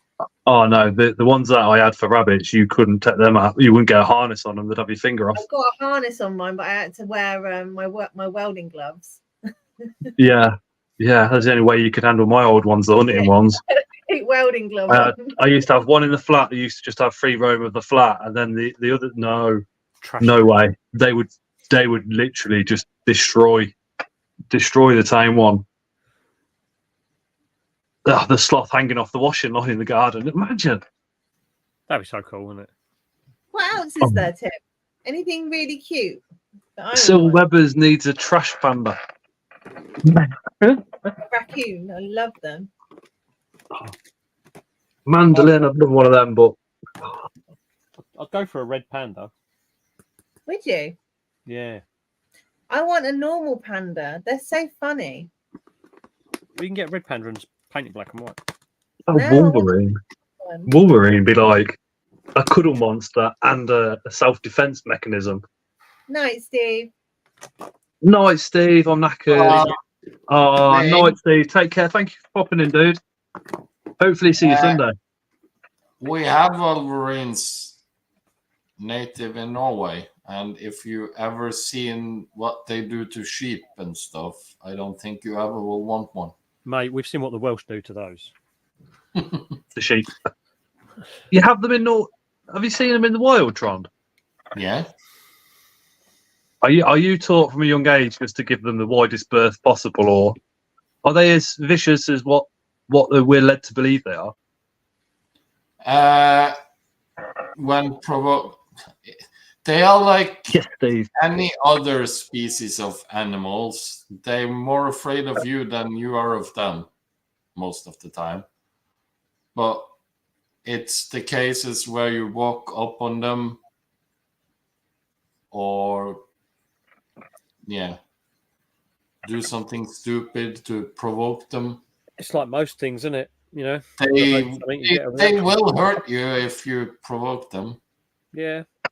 Yeah, you provoke anything, you're going to get a reaction if it's unexpected in a lot of respects, aren't you?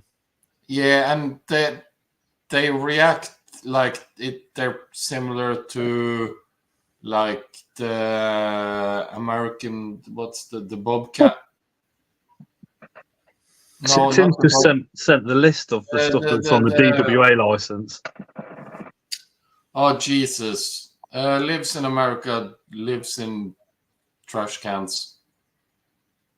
Not the coyote. Animals covered by the Dangerous Yeah, Wild Animals I know what you Act of 1976. Hey, Leah. That sounds like it. Hey, Leah. That sounds like it now needs a huge update. Massively so. Mammals, marsupials, Tasmanian devil, grey kangaroo, red kangaroo, wallaroo, euro, tons of primates, sloths, giant armadillo, the anteaters are. Eric. I'll tell you what, though, right? There's rodents on there as well, like sloth, the giant armadillo, the giant The thing is, North American porcupine, capybara, and crested porcupines. how many people do you think, right? Like Elephants. Take Tim, for example, yeah? He gets his DWA because he wants to increase his scorpions and go with hot scorpions, yeah? How many people do you reckon get a DWA and then look through the list and go, oh, wouldn't you? Reptiles on the DWA, alligators, caimans, crocodiles, the false Gorelia, which is a gavial, lizards and snakes. Oh, there's loads. Mole vulpers, rear-fanged venomous, some of them. Front-fanged venomous. Death adders. Oh my word, there's loads. I want a slow loris because they eat rice balls. We could eat rice balls together. I was just saying though, Ling, like how many people do you think get a DWA for a specific reason, like Tim, and then look through that list and go, actually, do you know what? I want one of those. It'd be tempting, wouldn't it? When it comes to the inverts, the stuff that we keep, there's two sections. There's one that says spiders, and then there's one that says scorpions. Scorpions are literally berithid scorpions. So any in the family. Spiders. Oh right. This is really, really, really strange one when it says spiders, because it says wandering. Yeah, that makes sense, Tim. Wandering. I've got wandering spider. It's not the DWA one, but they're using slang terms on this list. The Sydney funnel web and the relatives. Brazilian wolf, brown recluse, black widow, redback, and the relatives, spiders. And that's it. But like Tim's just saying there, if it's like you have to, even though it's on the DWA, you'd have to apply for an actual DWA specific for those animals. Got ya. So does that mean your license restricts you to scorpions and spiders, Tim, or is it just purely for the scorpions? Yeah, Lynn's at Emma's because she's off to that show tomorrow. Oh, she is. Awesome. Fun, Leah. Tim was saying it only applies for the ones that you apply for. Unusual Pets has got a stand on Sunday at the Barnsley show. Some of the hatty slings that you've seen previous video will be on her stand.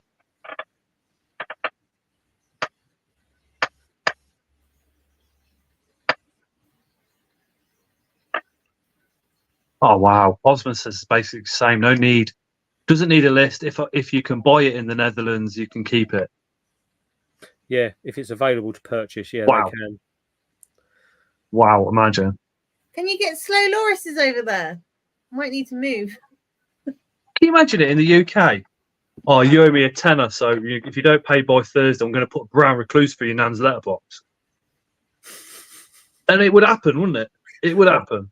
To be honest with you, with most of the kids around this day and age, the brown recluse would be code for a turd.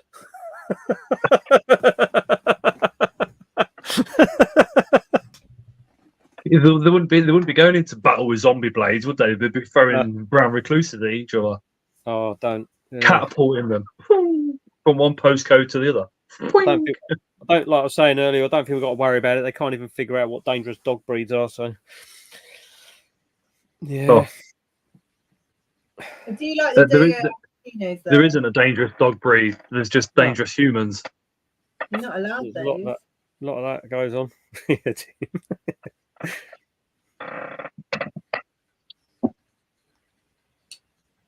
I haven't even looked at the price for the DWA in Coventry yet because I've not moved.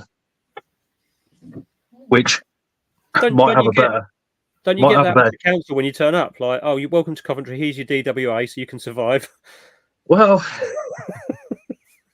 I wonder if Tara had to apply for a DWA. She applied for the marriage certificate at the same time for me. I'm not Coventry native. I'm an Nuneaton native. Well, completely different area, different locale.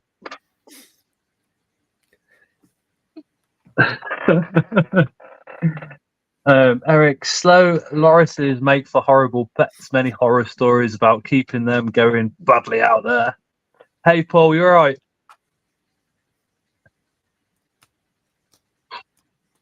Oh, I have got some really good news, but I can't even mention it yet because it's not in stone. Hopefully this time next week. That's right. That is the ultimate prick tease, isn't it? What you just done. Yeah. It's all right. I'm on to you. I can't yet. Urban, you would have to sell this unless someone looks after it for you until you renewed it. All right. But surely if you've got a DWA, you know when it's up for renewal. You know, it'd be like your car insurance, or that's up for renewal next month. I'll get it started now.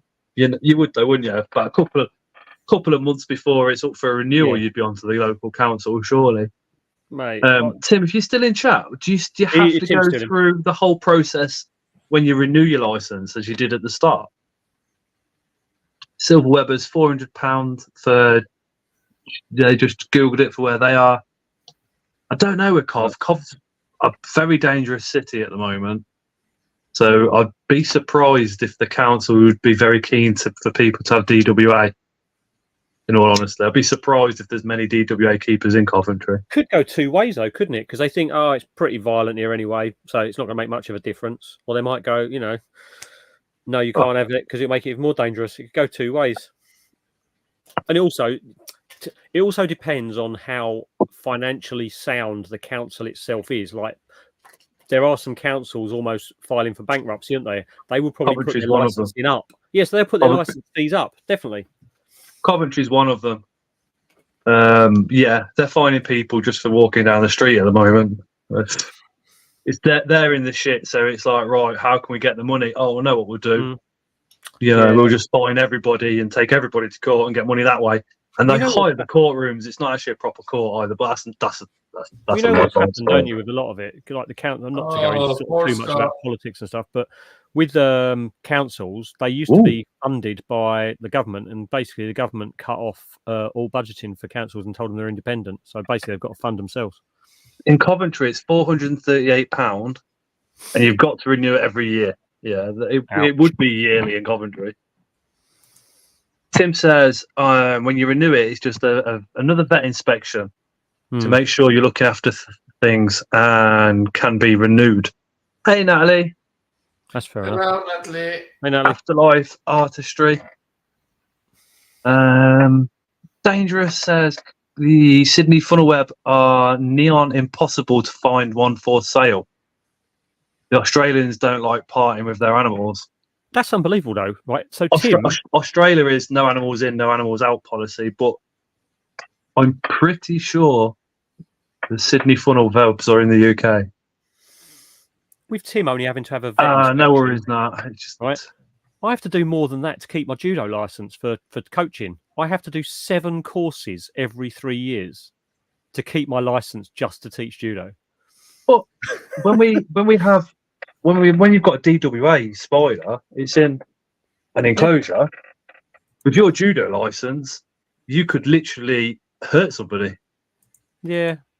You've got more. In fact, there's more potential for being hurt on a judo mat than there is for somebody to be stung who's got a DWA license.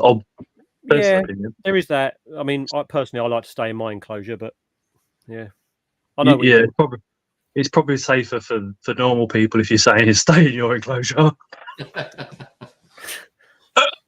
It's crazy, isn't it? Especially after the last couple of nights. To be fair, I was educating the vet. He knew very little about inverts. Oh, that's Tim. That does not surprise me. No, not at all. My vet subscribed to me on Thursday.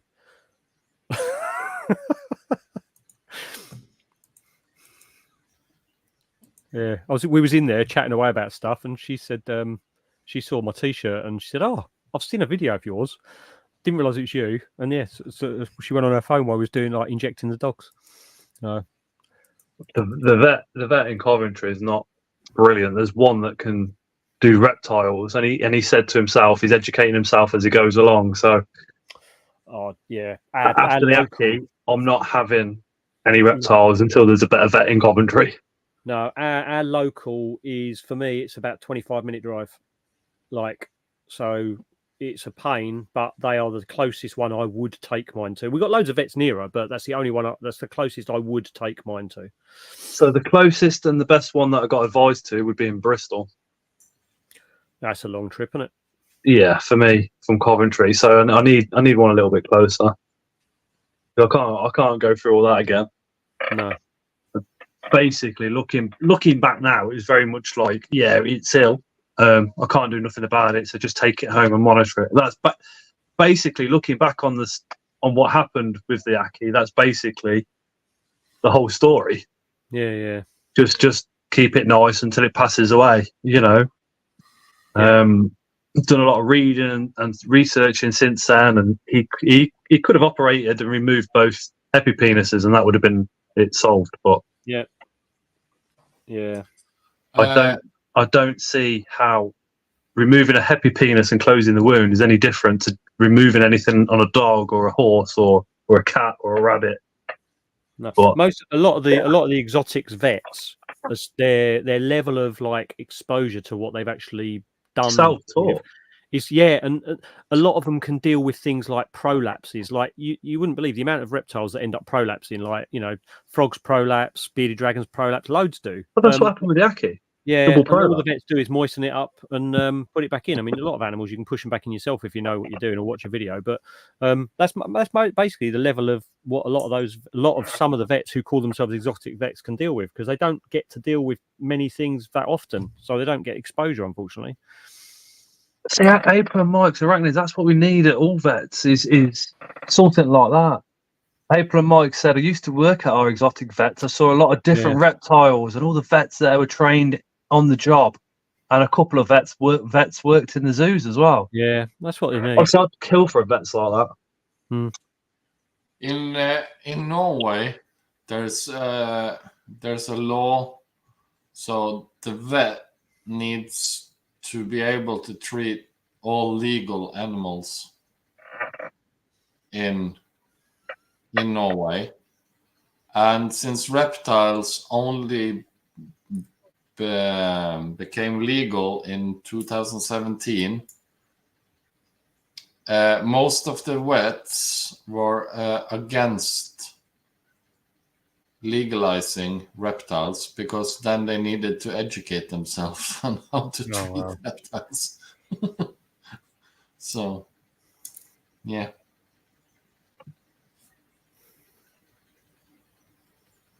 You can see why.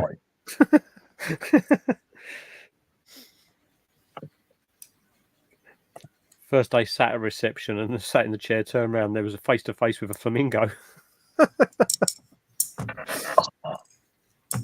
Oh God. I'd forget I was in the vets and go, can I feed it? Can I pet it? Can I cuddle it? Can I get a selfie with it? Can I?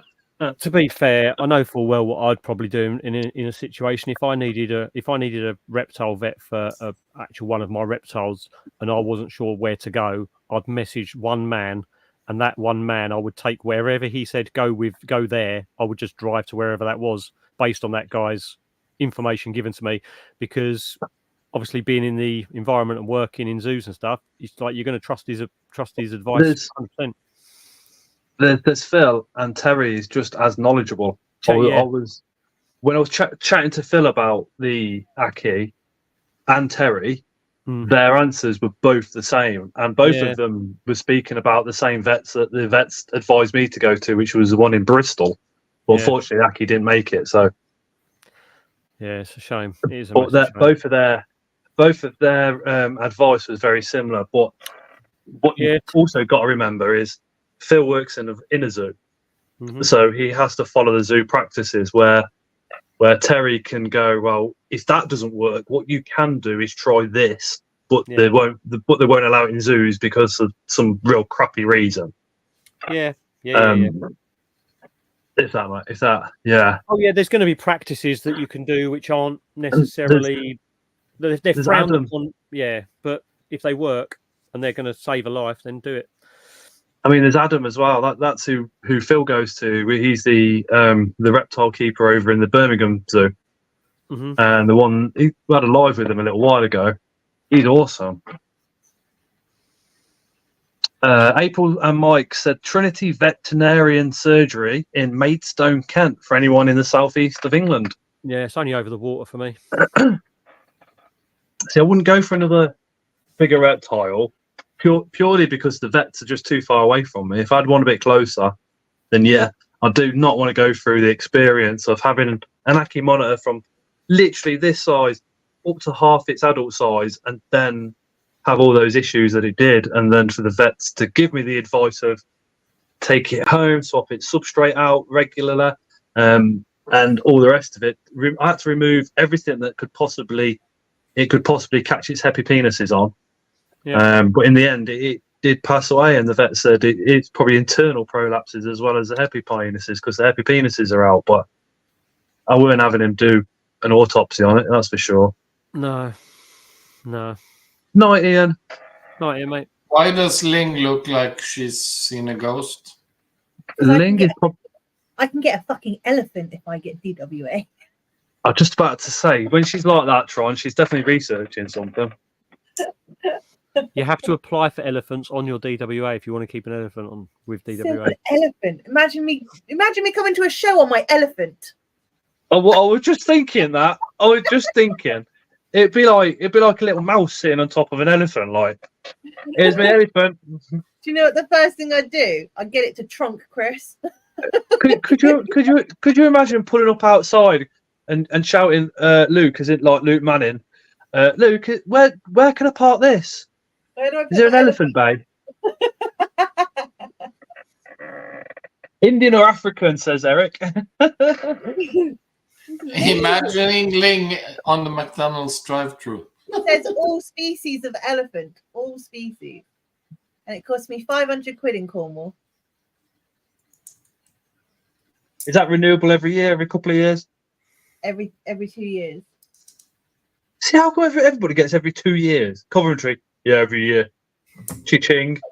Yeah, it's just literally how much the council wants you to pay for it, isn't it? You should, like somebody said earlier in the comments, if it's 300 quid in one council, it should be 300 quid in all of them. Rhinoceros, all species. Pisses me off how prices of stuff change from one area to another area, but we're all in the UK. How much are your license, Scott? 430. How much is yours, Ling? No, 530. Sorry. My one's a bit cheaper. What's yours? £340. What, every 2 years? Yeah. Yeah, Tony from Venomous Visions, he was saying it's like 360 quid in Matlock Bath, where he's going to move there eventually. and get the DWA when there. But I remember him saying about 360. Well, but why does it change area to area? It should be the same. Car tax is the same. It should be the same. You know, it's the same with everything though. Fuel prices change area to area, and they should be the same wherever you go. It should be the same price. See, I wouldn't want any of the tree spiders.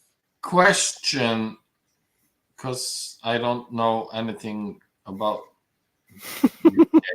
Well, if it let's say like Tim, he's now got his DWA, and I imagine by having that, he's now allowed to sell DWA to people that has DWA. I have no idea. There must be a line that there must be a paper trail, surely. Yeah, but if he's not in chat about is because let's say Venomous Vision that has centipedes and all sorts. If he has a DWI license where he lives, and then travels to another what's the name of your... If I want to get a pet shop license, it costs me £160. Is it? Let me So have a look. you can house DWA with a pet shop license. I know this because I took one to KBM. Zoo license, new application, right? £395.40. Do it. I'm just You want an applying for a elephant? zoo 390 quid. 390 quid. 950 quid down here. Tarantula Rookies zoo. Zoo. It's 950 quid down here What, for a zoo license? for a pet shop license. Oh, really? Wow. Oh, you know what we should do? We should literally do like a GoFundMe for Matt and buy some land. It's only got to be a small area, isn't it? You know, ain't got to have like acres and acres and a tarantula rookie zoo. Can I work there? Can you get a panda and can you get me an elephant and then a rhino? Oh, that's crazy. That's just ridiculous. Me and my panda. Time for you, Brits, says Eric, to open your very own zoo pet shop combo. When I kept fish, I had 14 fish tanks, and if I moved up to 15, I would need a pet shop license. Which I was like, "You're taking a fucking piss." How does this make sense, right? If I want to set up a bingo hall, the license for a new application for a bingo hall is £2,500. Because that's gambling. It's gambling. It comes down to this again, doesn't it? It's always about the money, isn't it? It's absolutely ridiculous when you think I can have a zoo for under 500 quid. There's more chances of you opening a bingo hall than there is a zoo. So they're like, right, yeah, we'll take the piss and we'll charge them $2,500, and then when they're gambling, we'll also put their taxes up because it's gambling. Yeah. You're right. You are right. Tim doesn't know because he's not something he looked into. He said. Eric says to get a panda, you need to bribe China to be allowed to keep one. It would still belong to the Chinese state. Look up panda diplomacy. Ah, a bit like the swans with the queen. Well, the king now. Yeah, fine. Because all the swans in the UK are owned by the royal family, aren't they? Yeah, we've got so many. Yeah, but I'm half Chinese, so I can just be like, I need a little bit of my over here. Fill up a fish right on fully charged and back. The iPad is charged. Philip, we talked about this. Get rid of that Apple thingy. Oh my god. Buy an Android and you won't have that problem. Okay, what about this? Exactly what Ling says. If we get a panda, Ling is Chinese, so we've got that area covered. So Yeah. I still don't get this the way they have these different ones. I mean, it's definitely money. If I want to set up a scrap metal license, right? For the site license, it's £430. It's still cheaper to set a zoo up. But if I want to set a sex shop up, it's over £4,000. Because sex sells and it's more desirable than a DWA, so they're going, yeah, we'll cream off that. We'll still have some animals in it. Cream, maybe I should change the wording on that, but you know. Paul, just add a lock on Nottingham City Council for a DWA license. £222 plus fees. Mate, Nottingham's only up the road from me. Maybe I should move. Sounds like a sex shop is too much for the prudes in power. Exactly. The prudes in power are probably at the sex shops every 2 minutes. We won't get into that conversation. You mean Gentleman's Club? Yeah, on a certain island, Trond. Hey, Michael, you okay? He says, hi, Scott, Matt, Trond. It's not. Hey. No. Ling's changed the name, Michael. If you could correct that, that'd be fantastic. No, me and Michael have this thing. I don't want to know. I don't. On the DWA license application form, right? It says like what species are to be kept, and then after that, it's like a number of animals to be kept, male, female, this, that, and the other. And then underneath it says, is it intended to breed or attempt to breed from these animals? Yes or no. There is no fuck yeah as an option. I wonder how much your chances of actually getting the license is reduced if you actually put yes, I plan to breed from these animals, if you're applying for, like, I don't know, Tasmanian devils or something. It's interesting, though, because you have to actually put on there where you're sourcing the food that's going to be given to the animals in there as well. What, for the zoo? No, for the licensing for DWA. 1 second. It's quite interesting. It's not a very big form, though. The actual form is very... it's only 6 things you have to fill in.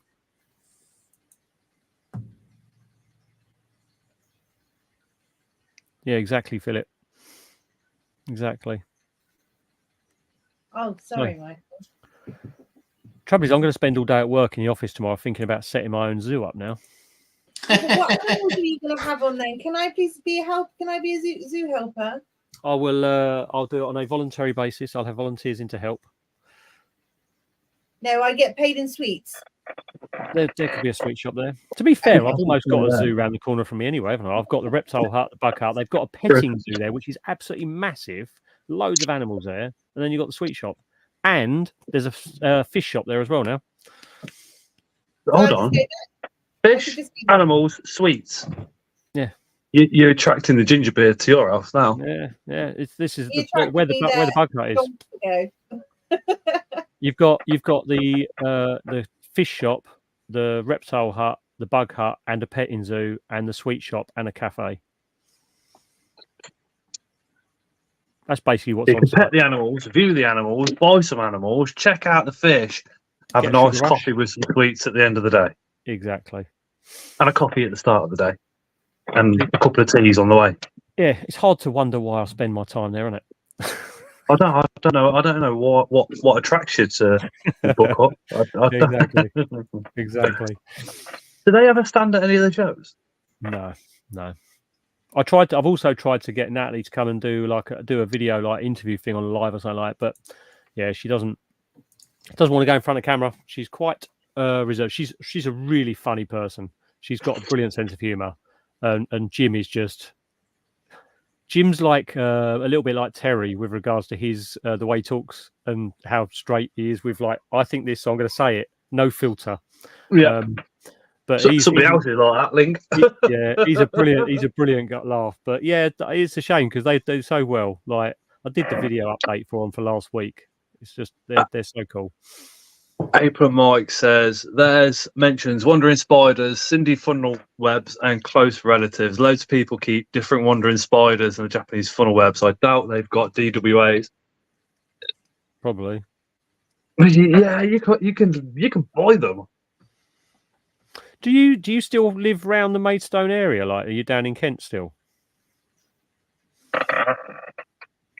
you should have a wander over the over this side to Essex and have a little trip to the Bug Hut. It's such a good day out. It's worth the trip. Isn't it crazy though? Like, you know, you get like the Sydney funnel web on a DWA, you get really excited about owning one, but you just go to Australia and they're like, call the pest control, get rid of it. And it's just like, we're paying to have that. Mental. Yeah, it's crazy, isn't it? Yeah. I am sweating so much now. I've got the temperatures are 28 degrees in here because of the baby spiders, and I'm like, I'm a fat bloke. You know what I mean? I like about 10 degrees is my ideal temperature. Stay there all night, mate. You'll be like you'll look like Osman in the morning. Okay. If you changed your hat, you put the grey one on. You're making my head go funny. Just combobulating my brain. Yeah. I've got April and Mike are still there, Matt. Yeah. I feel I need a black one. Yeah, it'd be worth a trip over to if you fancy a day out or something on a drive and fancy the drive over to it's in a place called Bickenacre, which is near Chelmsford. It's not bad. You go there, it's garden centre and stuff like that, and then you've got the reptile hut, you've got the bug hut. It's pretty cool. You should organise a day so everybody can go, right, yeah, the 3rd of July, meet and greet with friends of the rookie at Bug Hut. Nat come over for her birthday. We had Jay, Natalie. Osman says he'll take that as a compliment. we had Jay, Nat, Jeremy, Mark come over with Victoria, and Steve W come down. Tarantula Ramblings, Paul come down as well. It was quite good. It was a good little day. Paul was a nice bloke. Oh, Paul. Reese said, let me just scroll back up to that comment. I know it's on screen. Phenutria, Loxosceles, Latrodectrus, Atrax. That's what is the DW8L Spiderwise. Yeah, the Atrax is that's stunning.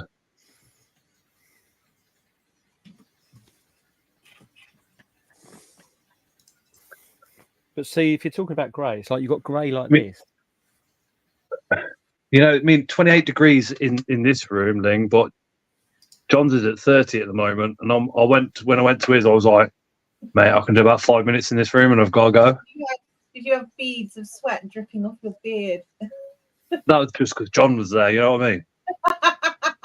He would have loved that. He'd be like, it's absolutely me, Scott. I phoned him up earlier. Just ask him what I said to him as he answered the phone. I can hear him in my head. You just think it's too rude for YouTube.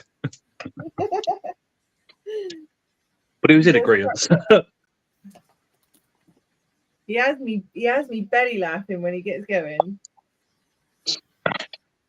Should see his arms. His arms are like just solid muscle again now. Just from work, from bricklaying. I was like, you bastard. He's working on it. Yeah. No. I'm getting fluffy. Would you reckon that would make for good content, just like going through the process of applying for a zoo license? Just for a giggle. Osman can get Latrodectrus, a sub-adult female, if interested. I wish I had the DWA for it, dude.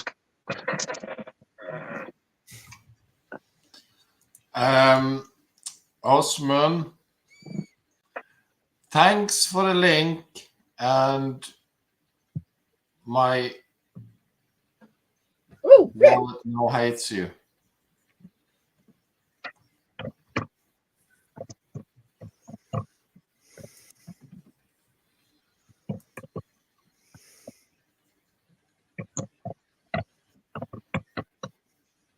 Ah, no, Ling. Okay, it's every year over here, 340 for every year. But, and also this is the kicker with their license.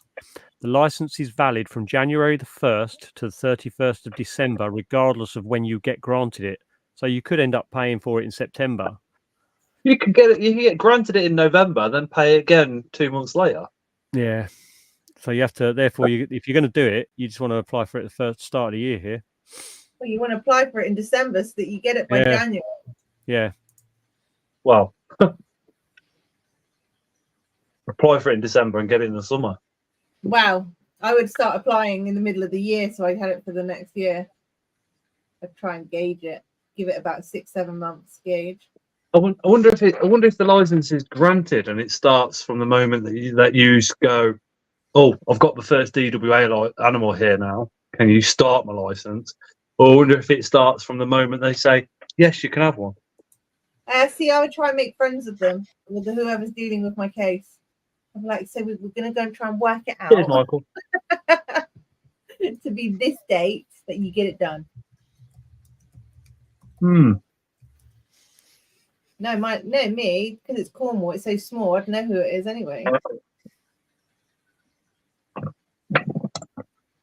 I would have thought with Cornwall, yeah, you'd probably get an answer quicker than a lot of the other councils. Everyone knows everyone down here. There's not. I can But go to any town and I'll know someone. I think the issue is the council is willing to put their name on a DWA license and sign it off. I mean, I know quite a few people that's got DWA down here. One of my friends has got 2 raccoons, and they're so funny. They literally dash stuff at your head. They're so funny. Reese says, in their view, it's ridiculously expensive to get a DWA for just inverts. It is, mate. Yeah, you're right there. Got to keep the snakes too. Oh, dude, if only. Then that would be a separate application, wouldn't it? Because that would be a double dose, double whammy. It would be 2 DWA licenses, wouldn't it?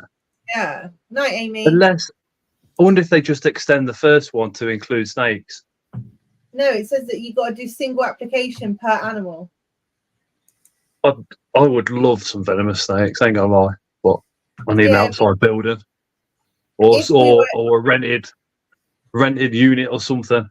Mate, if we were like that's the end dream for me anyway. So. Children, I wouldn't mind. You should see some of the new snakes they've got in at the Reptile hut, mate. They've got some beauties in there at the moment. And one of the ones I was looking at the other day, they've got a breeding pair of Woma pythons that are really cool. Yeah, lovely things they are. But yeah, there's quite a lot of. Have they had babies? Don't know yet. If they haven't had babies, they're just a pair. Yeah, well, they're being sold as like I don't know. I don't know when they came in or where they've come from, so I don't know the history of them either. Big though, cohabiting at the moment. They have had some babies of some other stuff over there at the moment. They've got baby crocodile skinks in there at the moment. Tiny baby. Ooh. Yeah. Ooh.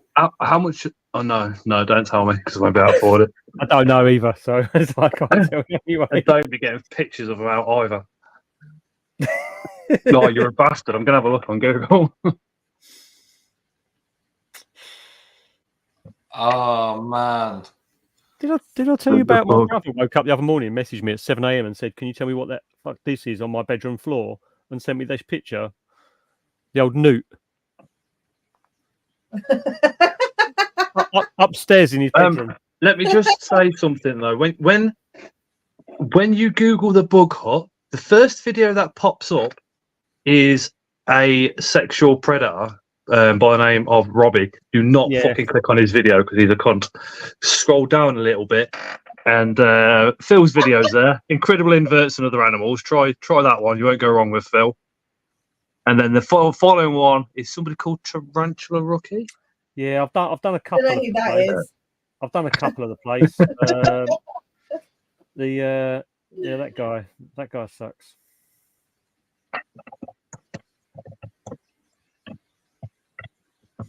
September. So you're looking at like 5 months then, Tim? 5-6 months? What is that? Stop it. I just dropped you a message, Tim. It starts from the date they grant it, and boy, do they like to drag their heels. I think time-wise, I started applying in September, and it's only just been granted.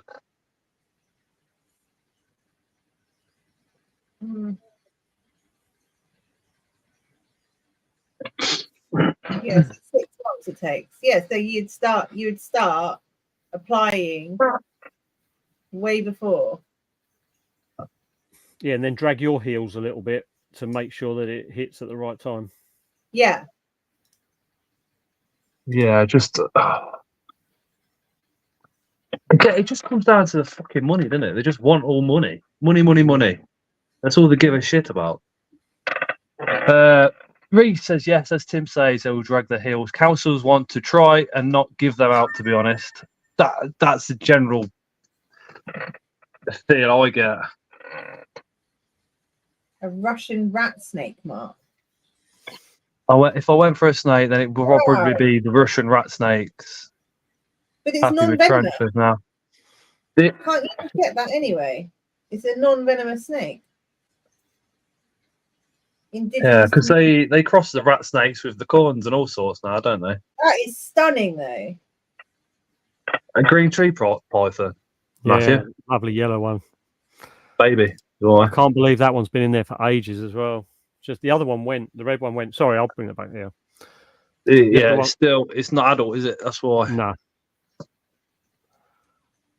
Beautiful Oh. thing. Have you seen Anton's? Yeah.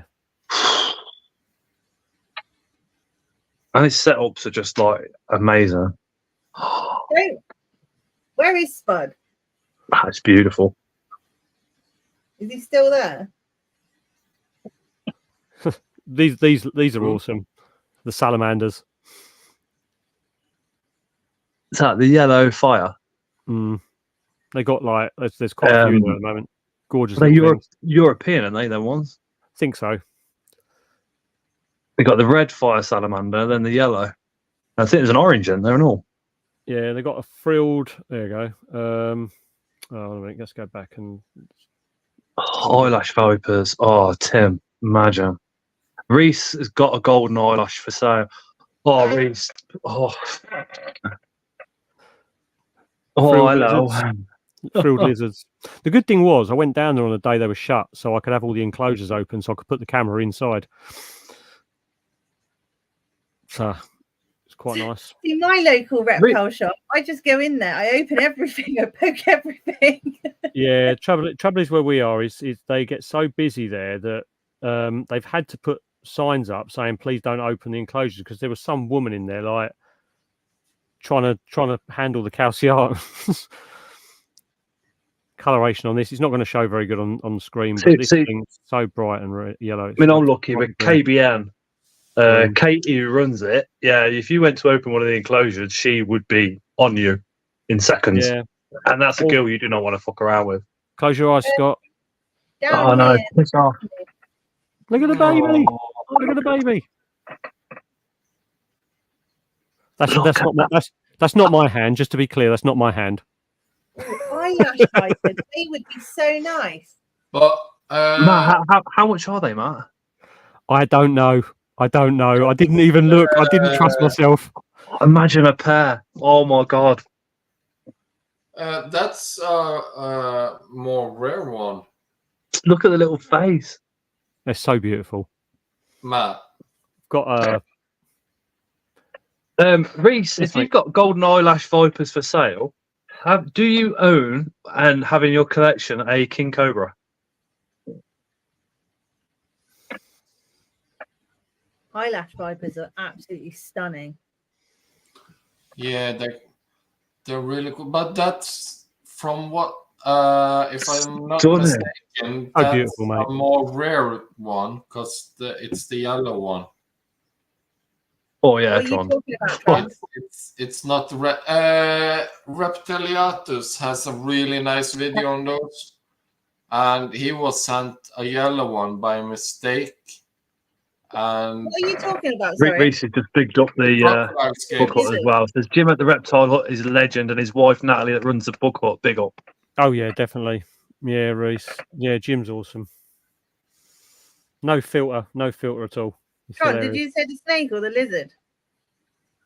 Skink. Crocodile skink.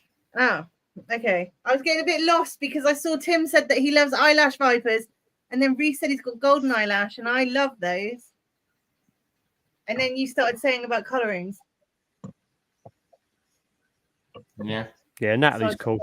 The thing is about those two owners is they're hobbyists first, so their heart's in the right place. Like business always comes second with them.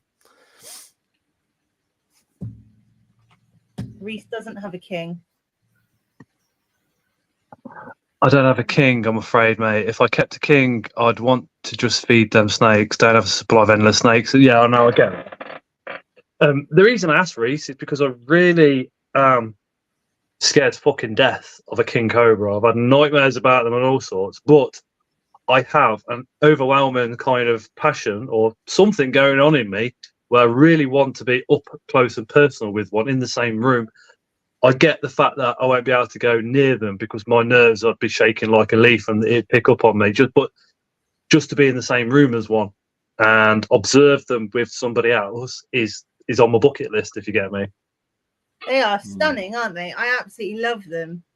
Yeah, Absolutely love them. Mind-blowingly beautiful. I'm gonna love you and leave you guys. Night, What? Tron. What? I have work in the morning. I need money for Scorpions and BTS. So do we. That's Play, Tron. yeah, Tron. but plane tickets aren't free. That's all right. Just send the money that you would have spent at BTS and on planes. Just send that to me, Ling, and Matt, Yeah. and we'll get some lovely bits anyway. Don't worry. You can It'll be trust all right, me. Tron. Remember, you can trust me. I helped Just- you last just- time. Hold on a minute. Just Right. half the price. Half the price. Send that over to us, and then you can have tomorrow off, and you've not got to worry about it. Ling, I don't know much, all right, in life. I don't. There's so many things that remain unknown to me, but the one thing I do know is you don't give money to females, it's never safe. Okay? I am good, actually. When I was going around with Trond, I was very good. I kept telling him no, Trond.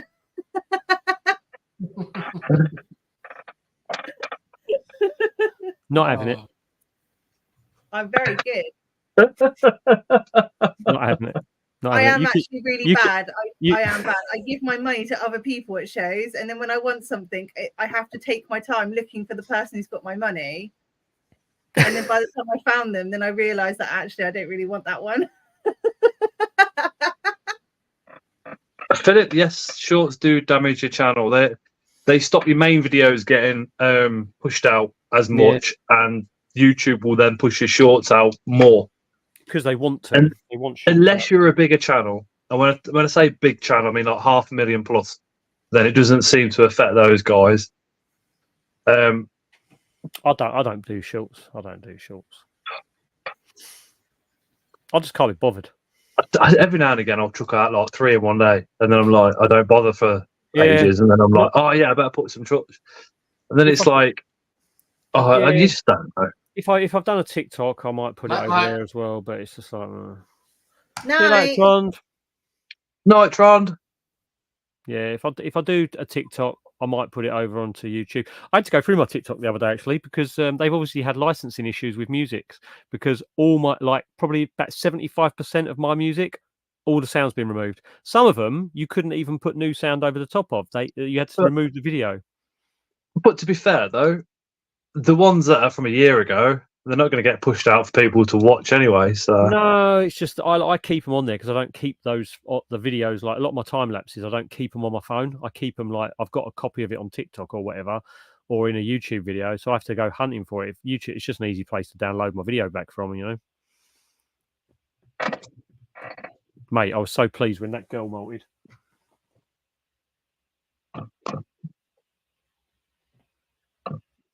Let's just get myself covered in urticating hair, shall we? Look at her. Look at her, Scott. oh, happy days, happy days. And like, where is it? There we go. Look, you can see quite easily. Female. Yeah, definitely female. We just put you on big screen just in case there's somebody in the comments that says I can't see nothing. There we go. Look, let's get that light. Where should I put the? I'll take the light away. Look, you can see it anyway. This thing here, just there, The slit. and you've got the two little nodules there, and a big thick flap. Night, Trond. Yeah. So Nandu carapoensis, this was a brilliant gift from Scott, and breeding will commence in 8 weeks. I've got the male up. The male is just one of the males is there, and then I've got another male there. This one, I'm not sure if he'll make the 8 weeks. To be honest, his abdomen's very, very small, and he Are they both mature? Yeah, they're both sitting there looking like they're wearing 16-ounce gloves, mate. This one was from Emma Jones. Ems. She, I won it, and I had that one, and then he matured out next molt. But he's not eaten. He's not eaten in a while. The other one actually ate a dubia yesterday, so I've been struggling to get the other one to eat for ages, and then he took a dubia down yesterday after about 65 days. So I think he heard her molting and just decided he might need a little bit of energy for the next few weeks. But yeah, so they're coming up soon.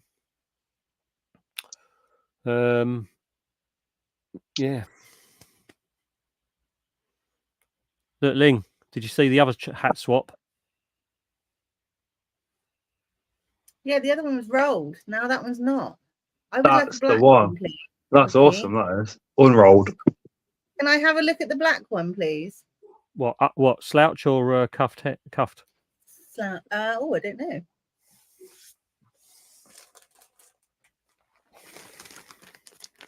Who thought I'd be Yeah. starting my modelling career at Modelling. near 50? At 72. Dickhead.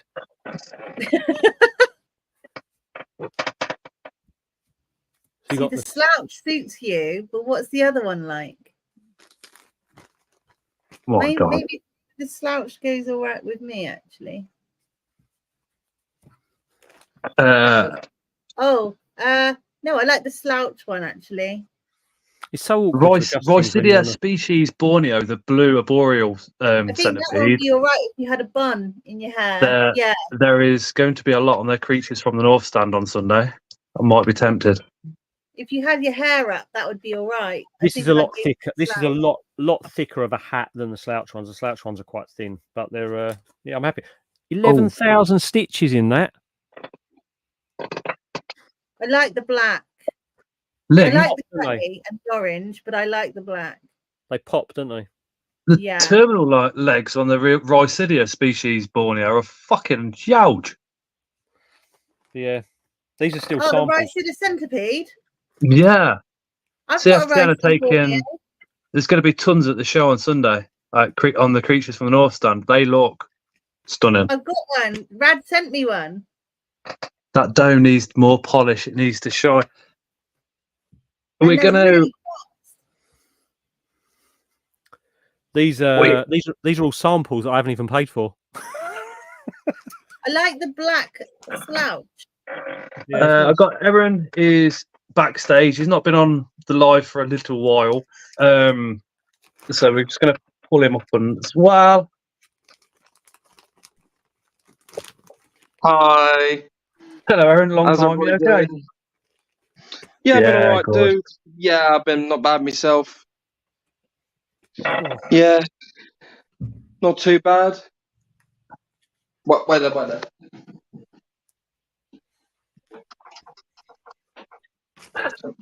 Yeah, just turn it all the way down. So, how's everybody been doing? Yeah, all good, dude. All good. Looking forward Been to the alright? show on Sunday. No doubt. Yeah, no doubt same, you're I looking can't forward reach to the Barnsley. capital. I can't do Barnsley. Too far for me. I was just about to say, Same it's a bit of a problem. drive from where you are. It's a little bit more further up near the north, I think. It's a bit further. Michael says, hi, Aaron. Philippa Fish says, Aaron, good to see you on camera, mate. Hi, everybody. Hi, everybody again, yeah. So, yes, I do want to do a quick apology. I'm going to say apology. I'm going to do a bit of apology as well. I know what I've done in the past. You know, I've said horrible things where I've let my anger get to me at times. I've said horrible things to people. I've been a bit nasty, but I do apologise for what I've done in the past. And it was very silly, very silly and very ignorant of me to do that. Very ignorant. I shouldn't do things like that. No, I accept that apology, Aaron. Yeah. Yeah, definitely. It's just like, no, what it is like, I when it's like think a certain thing that upsets me, it upsets me. And then I just let me I let my anger issues get to me all the time, and I Aaron, just try to control it. Aaron, is it Yeah. all right for me to mention to everybody in comments? People are going to be here that don't know who you are, possibly. Just a little bit of background information, like what your name used to be before you changed it, and then people Yeah, it's called probably Aaron understand. Boy's autism. Yeah. So you actually have autism. Yeah, I do have autism, of course I do.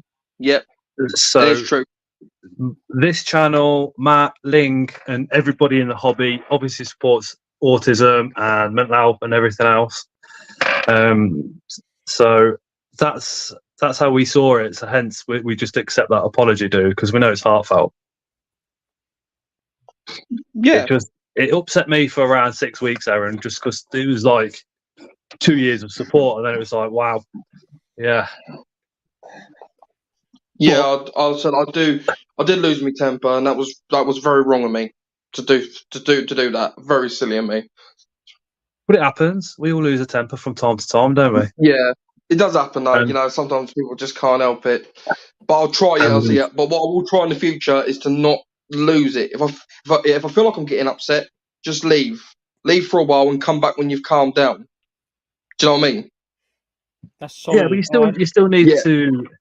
One of the things I used to do with anger is not talk. So I didn't tell anybody I was feeling that way, and then I'd explode, and things wouldn't go the way other people would want it. That's for sure. And you lose friends and stuff like that. But if you have a little chat with somebody, get it off your chest. Yeah.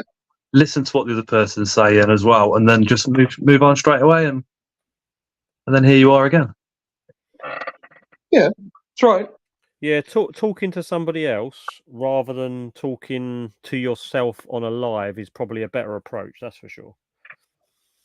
Yeah, because when you're on a understand live, that, mate. if you sit on a live on your own, you've got no one to communicate with. You're just airing your own thoughts repeatedly, and you'll end up going into a spiral because of it. Yeah. Yeah, I understand that. Yeah. But I've kind of realised though, I don't have a certain amount of people come on my streams much because I think it does kind of goes back to when I got upset on the stream one time, and a lot of people don't want to join. The thing is, Aaron, when I first started, for my first lives, there was me and 4 or 5 people watching. And the thing is, you just keep doing it, so people know that you're live on that certain day. So every Tuesday, apart from when Uncle Dave comes on and changes it to a Friday, we're live here. So everybody knows it. So it's like watching. I don't know. It's like I don't know what days EastEnders are on, but it's like watching EastEnders every Sunday because you know it's going to be on. And it takes a long time. It takes a long time. And trust with subscribers on live takes a long time to build up as well. Can I stay on it for a little while because I do want to show me spiders still. Can I still show what ones are they going on? Yeah, go on. Okay. Then. Yeah, go on. Then. One condition: you turn your phone from that way to that way, so it fills up the whole screen. So like I said, can I get? Can I show you how my spiders are doing? Yeah, of course you can. We want to know. Okay. That's okay. That's all right. Yeah, that's all right. That's fine. It's been what, nearly 2 months. Yeah. It's been near enough 2 months. Suppose it has, ain't it? Yeah.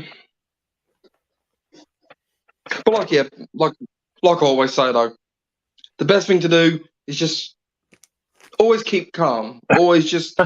Philip.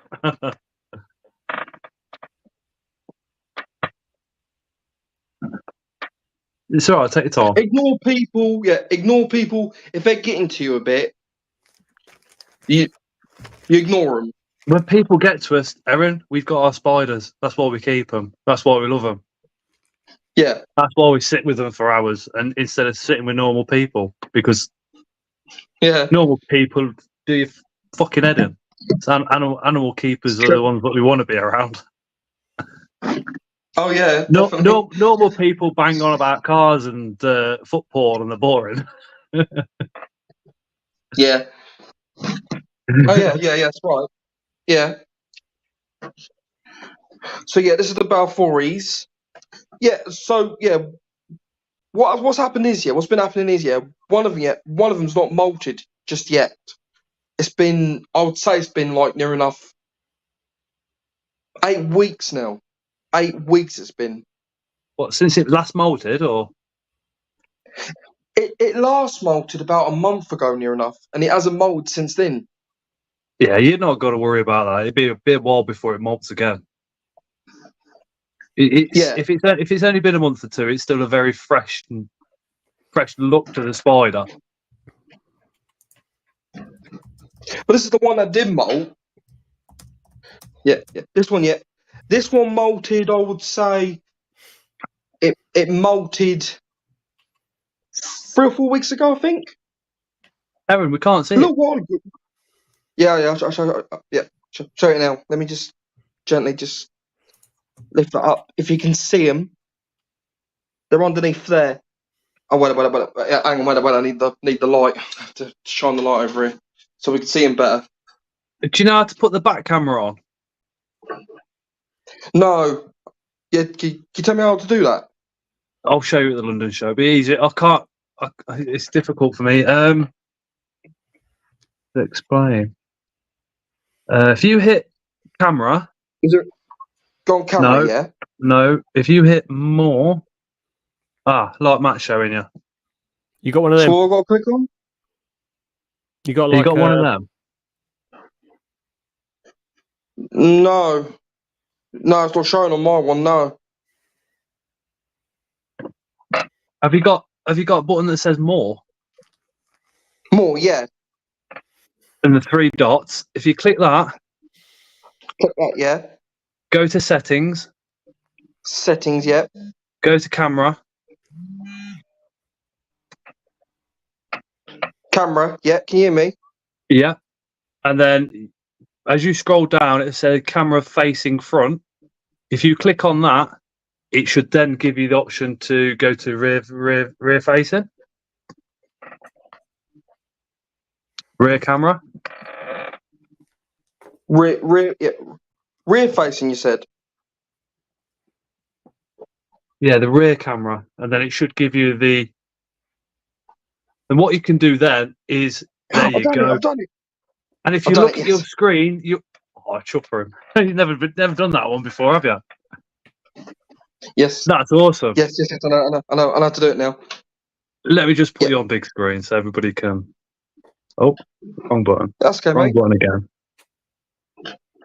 Layout, big screen. So what I'm going to do gently... There's Matt's bum. See them there? Can you see the two of them there? Yeah. It's that one there. Right in front of you that has not molted yet, that one. Yeah, that's still good, dude. That still looks fine. The other one in the back molted, though. That one, yeah. That one there right in the back, he molted not long ago. It's just that one there that ain't molted.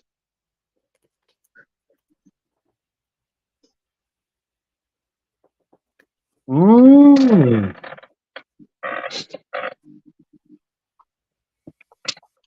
So yeah, yeah, I've got to put it down because they're starting to come up now.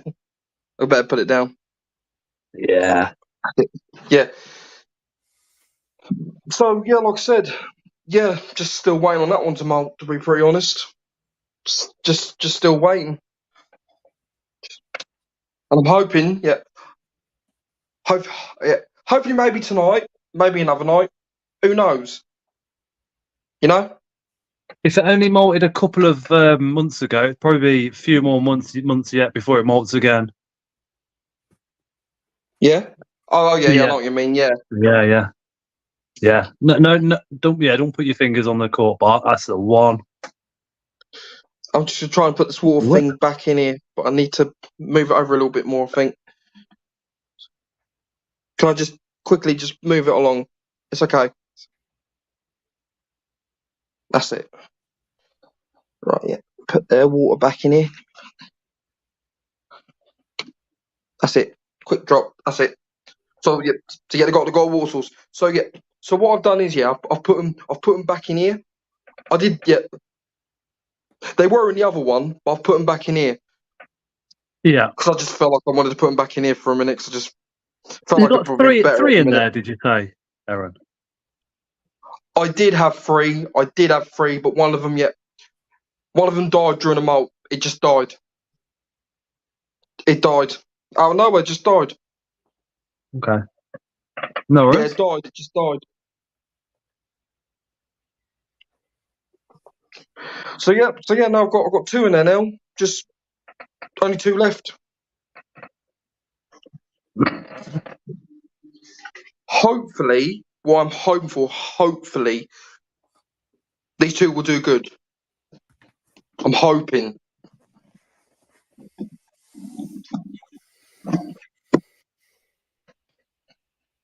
Oh yeah. I've got these two new ones. Well, no, not really yet. Not really new. One of them, yeah. What's that one? One of them's not really new. Yeah, one of them, but the other one, the other one is. But I put them in together. They're doing all right. They're doing okay. Are I've been watching them. They're doing all right. they Balfours as well? They're Balfours, yeah. They're Balfours, yeah. Yeah. Are they just Yeah, babies? Yeah, they're only like little. They're only like little. They're only like little. They're not Okay. big, that much big anyway. I've only got two in here at the minute. But what I want to try and do is, I want to try and see if I can build like just a few more, like, put like two more in here with them, and then that'll just be it. You So want I've, like, them small ones. if you want a communal of like 4 or 5, it's best to put 4 or 5 slings together and grow them up together. Yeah, that's what I'm saying. That's what I'm doing. That's what I'm going to be doing. If you want to introduce them, if you want to introduce a new one, then it's best to take them all out separately, and make a new enclosure for them and introduce them to the new enclosure altogether. I don't want. Yeah, he's going to try and get out. Clip it back over quick. That was a close one. He near enough got out. But yeah, like I said though, yeah, there is two of them in here. Obviously, just got two, only two. Okay. One of them's about this big, sort of like that sort of biggish, and the other one's about that size. Is that okay? What's the other two? Sorry. So one of them's about that big, only about that big. Yeah. So sort of like that big. The other one is a little bit bigger, only a little bit bigger. So is that okay? Is it okay that they can stay in together? How long have you had them together? It's been like 4 days now, and they've been doing all right. Yeah, it hasn't touched the other one. It hasn't ate it yet, which is a good thing. The thing with Balfour is every communal will have a death or two from another I do female understand that. Yeah, munching it them. will happen. Yeah.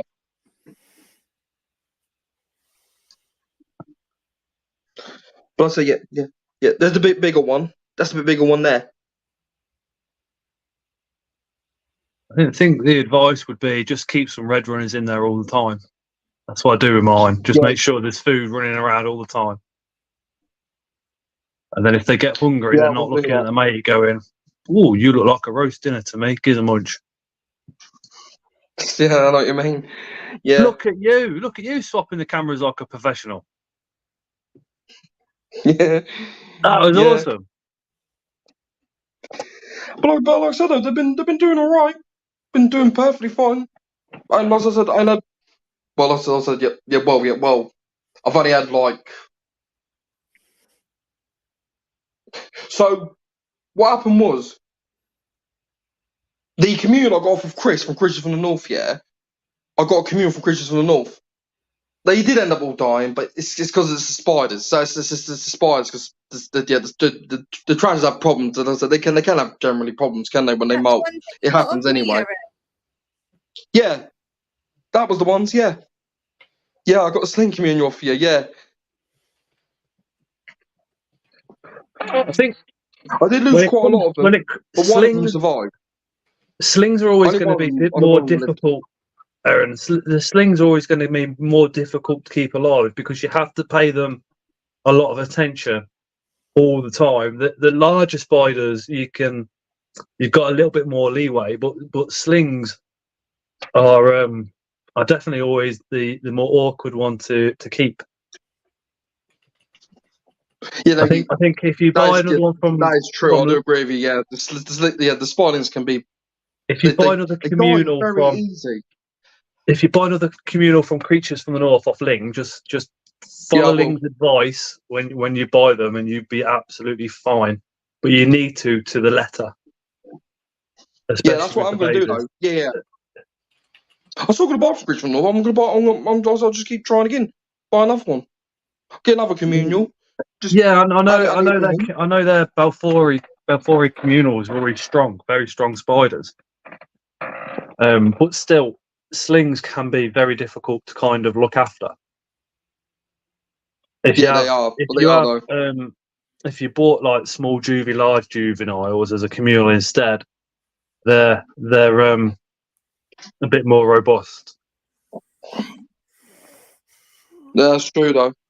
And the thing is with the juvies and subadults, you can set them up in a forever communal. You haven't got to worry about doing anything.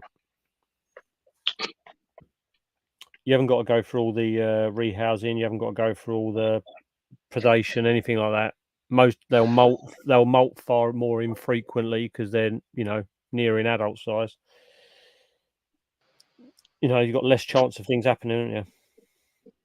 Hardier, definitely. Mind you, saying that, my subadult female, did you hear, Scott, the other day? I've gone in there to check on her. She's lost her back leg, and it's not in the enclosure. She's eaten her back leg. No, has she got a burrow? She has, but I can see into the burrow round the corners. She's not used it as like a structural support. No, like I find it amazing when they do that. I can see like it needs a pillar here, and I'll use my leg. Yeah. She's no, I've got a few in there that I can see like molts as part of the wall and things like that. But I can see the whole burrow from the back because it's really dark where she is. So she's gone to, and so when I take the enclosure down, you can see all. It's just nowhere to be found. Massive spider, massive back leg just missing all of a sudden. Weird. Yeah, I think Legolas has taken off a pedipalp now as well. He's had his legs like he's not satisfied with just being complete, I don't think. He wants to be different. Yeah, exactly. He wants to stand out. And I think if he had all of his limbs, he wouldn't be Legolas. No, exactly.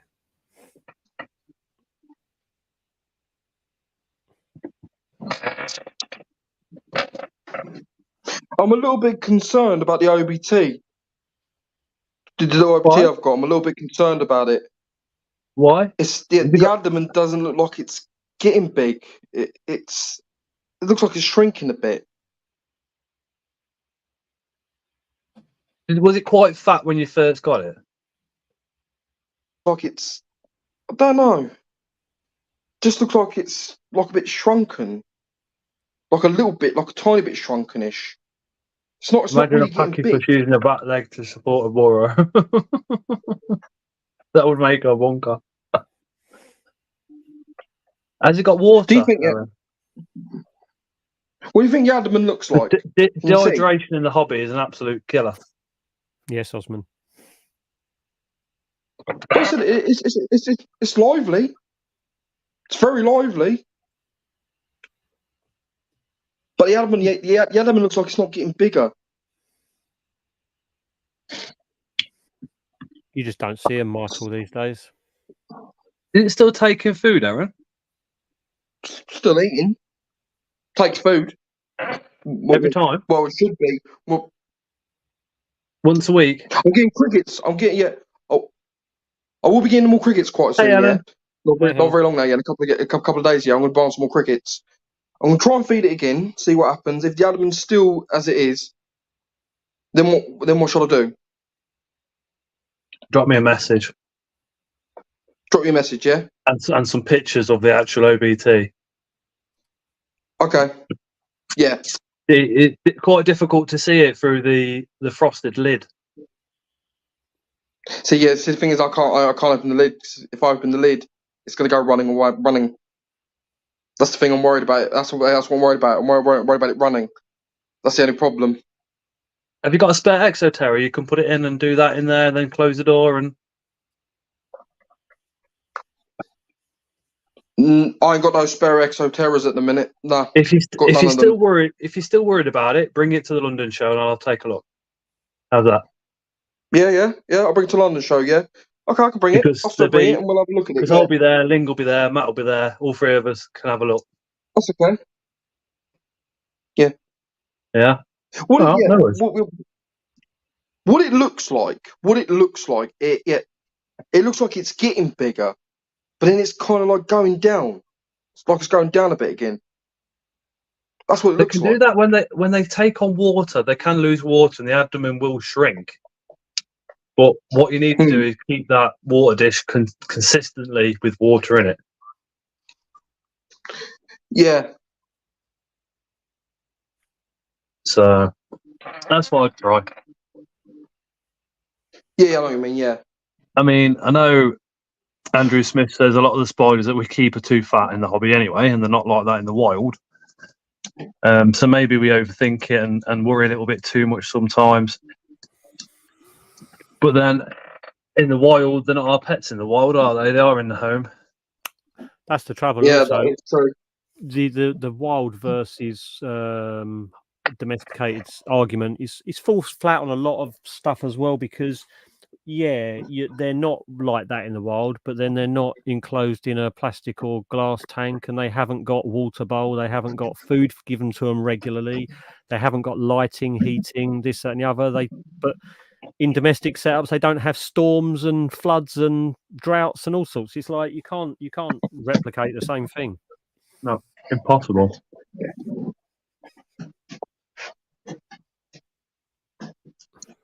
When you flood a tarantula's enclosure, instead of going to the water bowl, they seem to prefer to suck the water from the soil. And I think if they've got a burrow in the wild, it might be dry as anything on the outside with the sun coming down on the ground or what have you. But who's to say there's not enough moisture in the ground at the bottom of the burrow for them to be able to have a little drink out of it?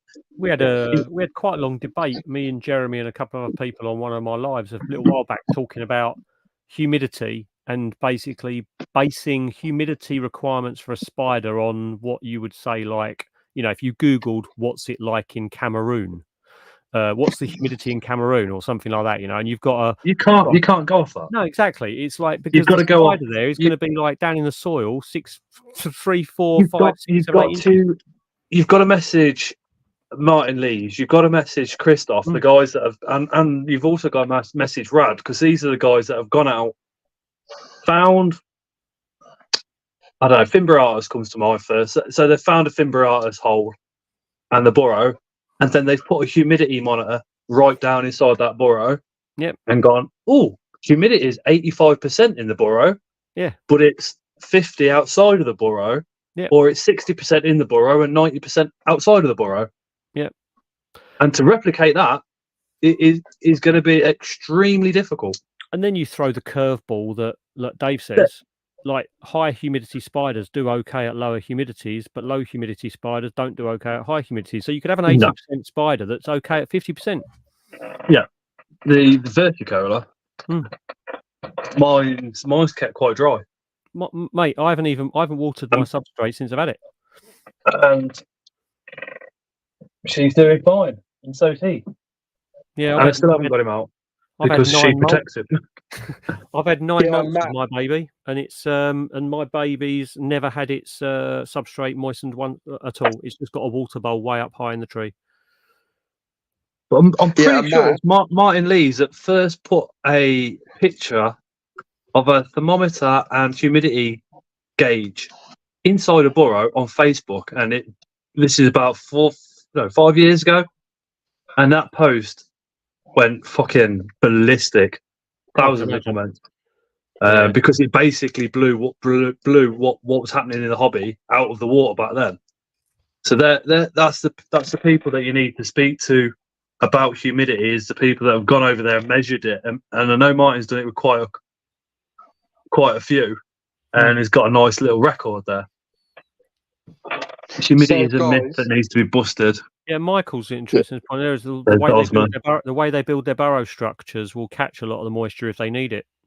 Exactly. They're not stupid. They've survived thousands of years. They know what they're doing. So yeah, guys. Matt, it's your favourite spider, the Goliath. Which one, Aaron? My favourite is the Blondie. It's doing very well. It's very lively and healthy. See it? Yeah. Well, yeah. So what I'm going to do is I'm going to clean it. I'm going to clean one of these pots out. Yeah, I'm going to put like a new water bowl in here because the last water bowl we had, it was too small. It was a little bowl cap. It was starting to mould over a bit. So I'll just chuck that away. I'm going to give it like a new water thing tonight. Anyway, I'll do it tonight. Give it a new water bowl. Like I said, I'll give it a better water bowl so it has like somewhere to splash around and you know what I mean, a bit. And it can Have you got another water bowl, Aaron? Yeah, I've got some. I've got these little containers here. I'm going to clean one of them out and just use that one. Oh, you might as well do it now then. Yeah, do it now. Okay. Get it done. Yeah. That's a Blondie, by the way, Aaron. Check out that. Check out Matt's. That's a Sturmy, yeah. Sturmy, sorry. No, that's all right. She's a big girl. Oh, yeah, Steve. Hold on, let me put Matt on big screen.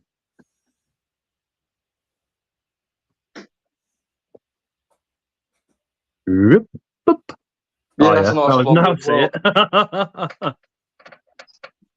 That cork bark archway is awesome. I love it. Was that a Blondie? Oh, those hairs. Yes, Osman, the hairs are, oh my word. Something else.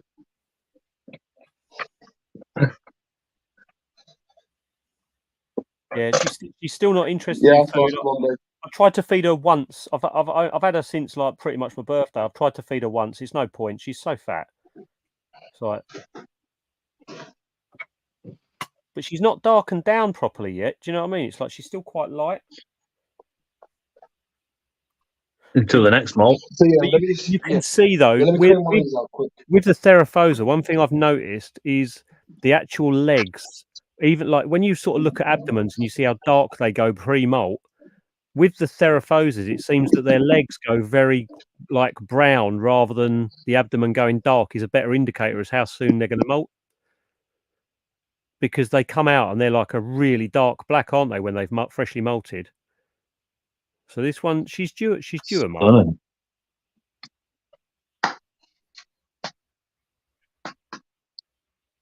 Yeah. So we can always turn that quick. Absolutely. I'll keep looking. The laptop's down there so I can see it on a bigger screen. So you look at her, look at the coloration on her, right? And then I'll show you my mature male, the difference in colour. Have you paired her? Not yet, no. I'm waiting for her to molt, mate. When did the male molt out? He molted not too long ago. I've got ages. Oh, look at him. Yeah, sexy lady or sexy baby. He had a meal for the first time in a little while yesterday. He had 2 male dubias and literally had one on each fang. But yeah, he's a good boy. I don't know why I've got my arm inside the enclosure holding this camera at the moment. I'm looking at my laptop, not the actual spider enclosure. So do not do what I do. Yeah, he's lovely. Oh, I've expected Harry Potter to be running away from this tarantula, says Philip. They're big. They're big. What was the one? Was it Aragog? Yeah. Aragog. I think, ladies and gentlemen, I'm going to give it another couple of minutes and call it a night. Chris has got Yeah, my guys. bird. Yeah, I'm looking here, guys. Yeah, look, see, got a new water bowl. I'm going to be putting it in here.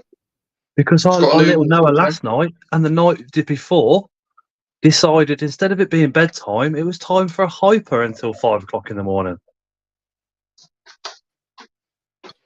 I don't know how Tara's still standing up today because come 3 o'clock in the morning, I said to her, I said, look, I've got to drive all day tomorrow.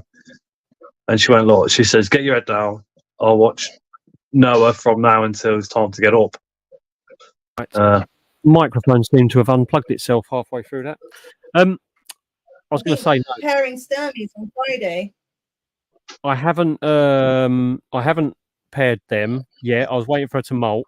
And then I said, Chris got the female the same day that I got that female. And Chris actually said he hadn't seen a female that bloody large. Like the one he got was a monster. Absolute monsters. Yeah, he's got that. He's got my male for her. I was saying though that did you hear me say about the Sturmies? They look more like I'd say rather than watch their abdomens go dark, you look at their legs going very, very like more bronzy to say right they're very close to a molt rather than look at abdomens. Yeah. But yeah, he molted out. It's got thinning on the sides. Yeah, they start looking really ill, don't they? Really. Yeah. Where's my Sturmy? Right, mature male. He molted out 8th of January. Night, Rebecca. 8th of January, so he's still nice then. Yeah, he's got loads of time. They go on for ages. Sturmies. Yeah. It's going to be interesting though, because I'm going to have like probably 5 or 6 projects on the go at one go. It'll be fun though. Super fun. It's good when it's like that, Matt. Trust me. It'll be nice if they all drop and you've got like, oh yeah, you've got 2 Nandu sacks, 2 Purian sacks, all at the same time. So what I'm basically trying to do is, guys, I want to build up another Balfouri communal. Do you know what I mean? Buy one then, Aaron. That's what I'm doing. I want to try again, and have like a little bit more. So say to Ling, save me a Balfouri communal for the Capital show in London, and when you go to get it, listen to how she tells you to keep them, or write it down, or take a voice note, whatever you're gonna do. So you've always got that information, and keep it exactly how she says, and you won't go wrong. It'll be all right. Yeah, that's all right. Okay. You can even keep a diary, so you know, feeding day every Wednesday, every Tuesday. Listen to Scott's live. We'll feed the spiders at the same time. Whatever you want to do, just so you get that routine. When I feed my tarantulas, I feed them every sort of like once a week. I mostly do once a week, so sometimes I'll just feed them. Yeah, I'll feed them. Yeah, I'll feed them a day. I'll miss a day, and then feed them another day. That's how I feed my spiders. That sounds like a Balfouri communal and a cup of coffee with Scott at the Capital show then, and we'll have a chat about the Balfouris with Link. How's that? Yeah. If we can, if she's not busy on the PSTN stand, that is. So basically, would it be better off to feed them more oftenly now? Would it be best off to feed them more oftenly? What are you putting in there? How many crickets are you putting in there?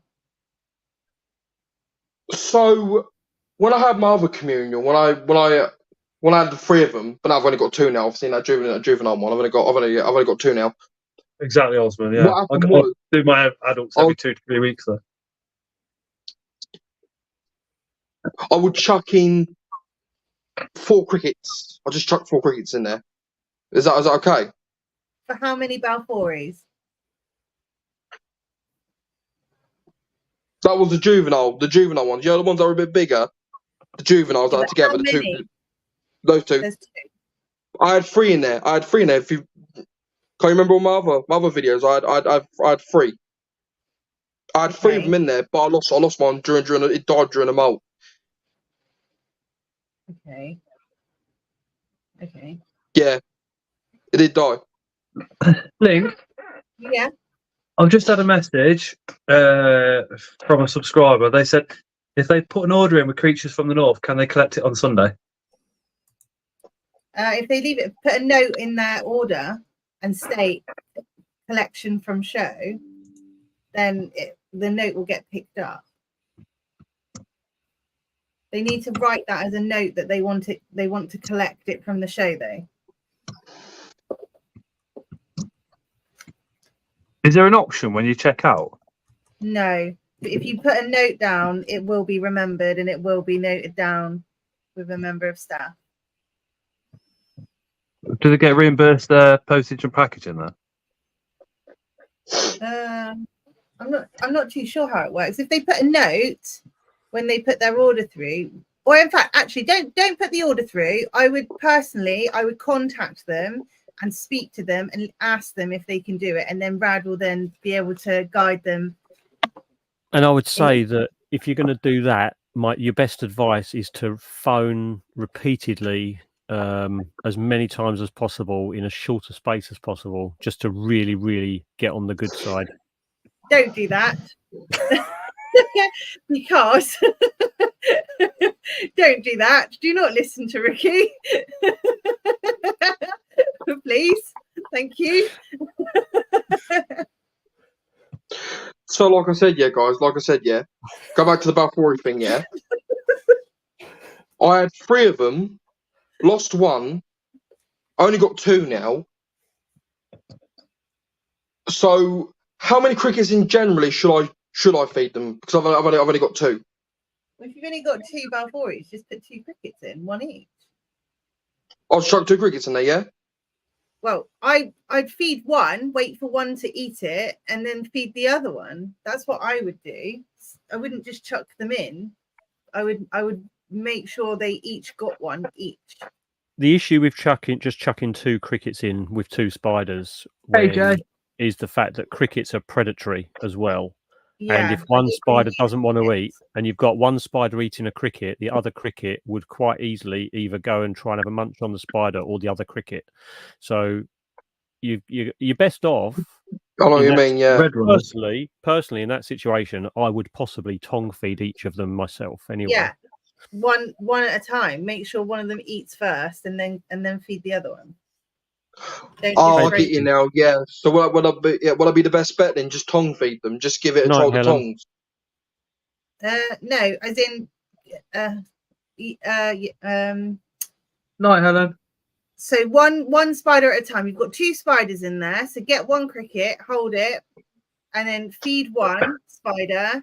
Then when that spider's got it and eating, then get another cricket and then feed the other spider. Like Osmond said, roaches. The crickets are horrible. Crickets can bite the spider. Yeah. You know what's happening though, Ling? At the minute though, one of them's refusing. It won't eat. It does not want to eat. It might not want to. So it's only the other one.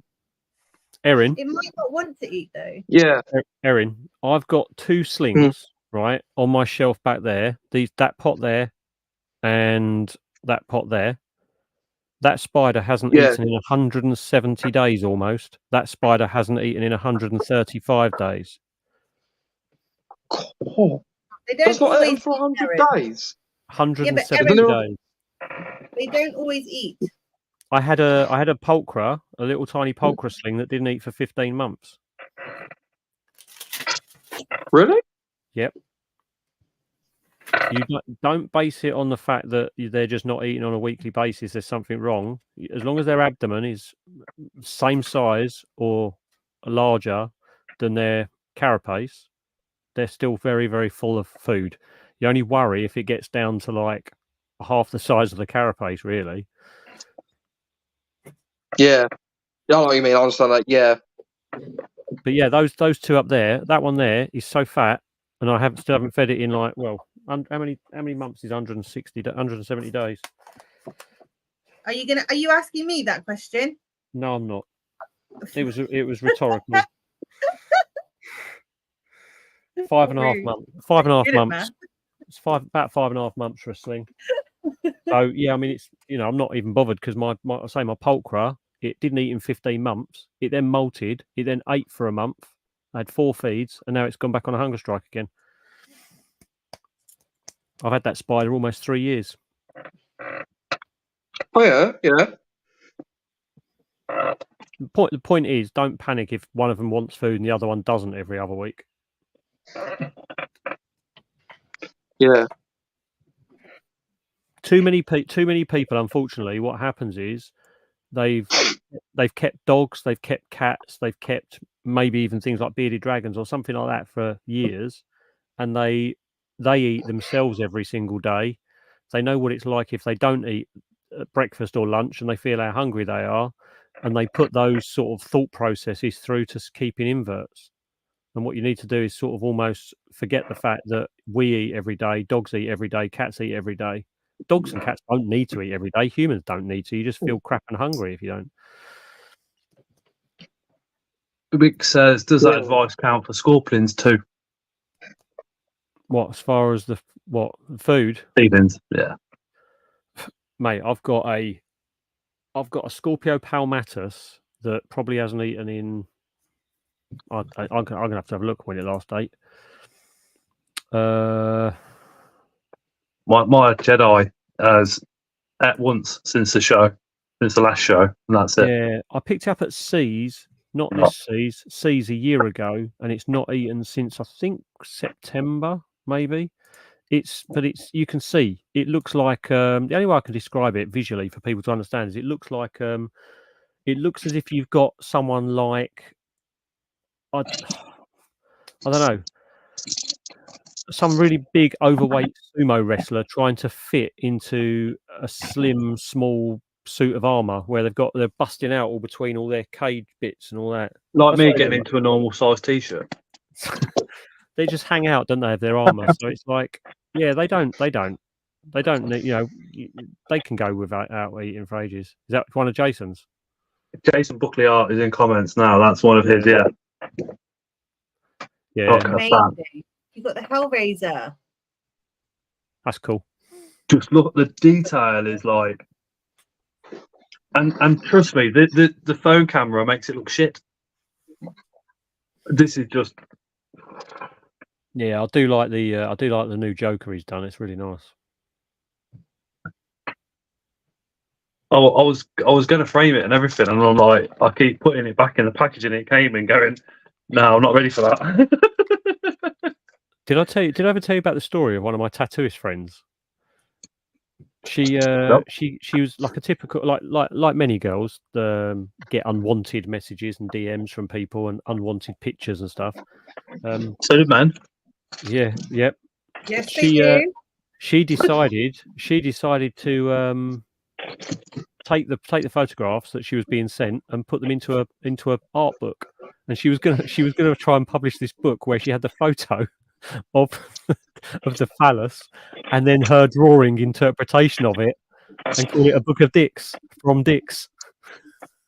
But she used to draw them and then post them up on her social media going, this person sent me this message, so I drew it.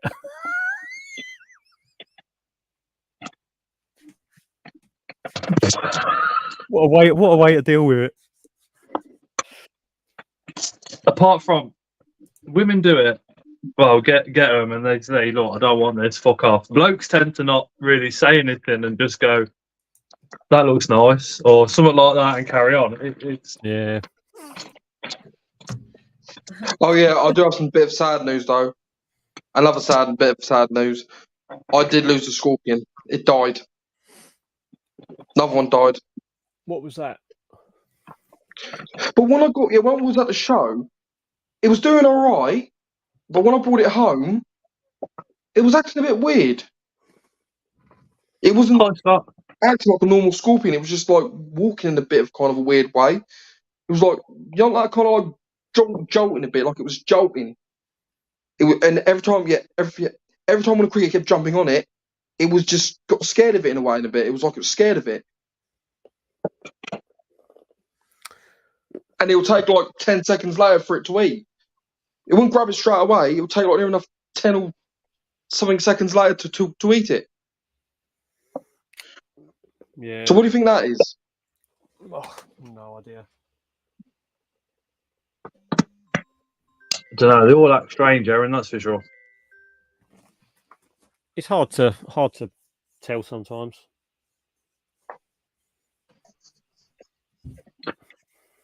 Right, ladies and gentlemen. I'm gonna have to disappear.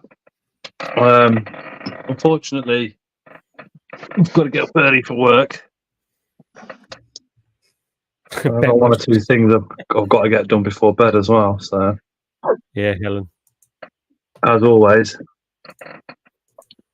I've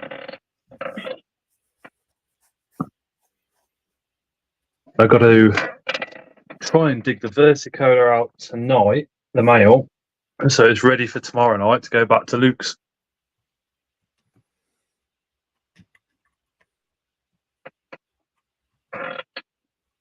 Because I've got to go and finally give him the drences. I've got work in the morning. That'd be interesting. Oh, Scott's in chat, is he? Yeah. Yeah, so what do you think about that Aye. then, guys? About when the scorpion was acting a bit weird? How is it acting? What was it doing again? Sorry. Hello, can you hear me? Yeah, we can hear you. Yeah, my internet. Yeah, it's the internet. But like I said though, yeah, go back to the scorpion thing quick, yeah? What do you think could have happened to it? What do you think? Well, Scott's just said any scorpion advice, hit him up. So Scott Rivers on Facebook, Aaron. If you drop him a message, he should be able to help you out. Yeah. Because what happened was, but Aaron, I'm gonna have it wouldn't act to. like a normal scorpion. It wouldn't act like a normal scorpion. It just acted like this weird way. It kept pushing its head into the ground, right into the ground. It kept trying to push it, not push its head in the ground, and it wouldn't even grab no crickets. Was it trying to burrow? Or like nameless said. Yeah, could be nameless. Could well be. Need pictures to have a look, really. Also, it could have been a parasite. That possibly, yeah. We wouldn't. You'd need pictures of the face for that. How long ago was that, Aaron? I would say, yeah, it died. Yeah, it died 2 weeks ago. Be like enough 2 weeks ago. It died. Yeah. Matt, you get a second. You get your second go for free, Osman. Yeah, there you go. The second hour is free. Bastion always wants his.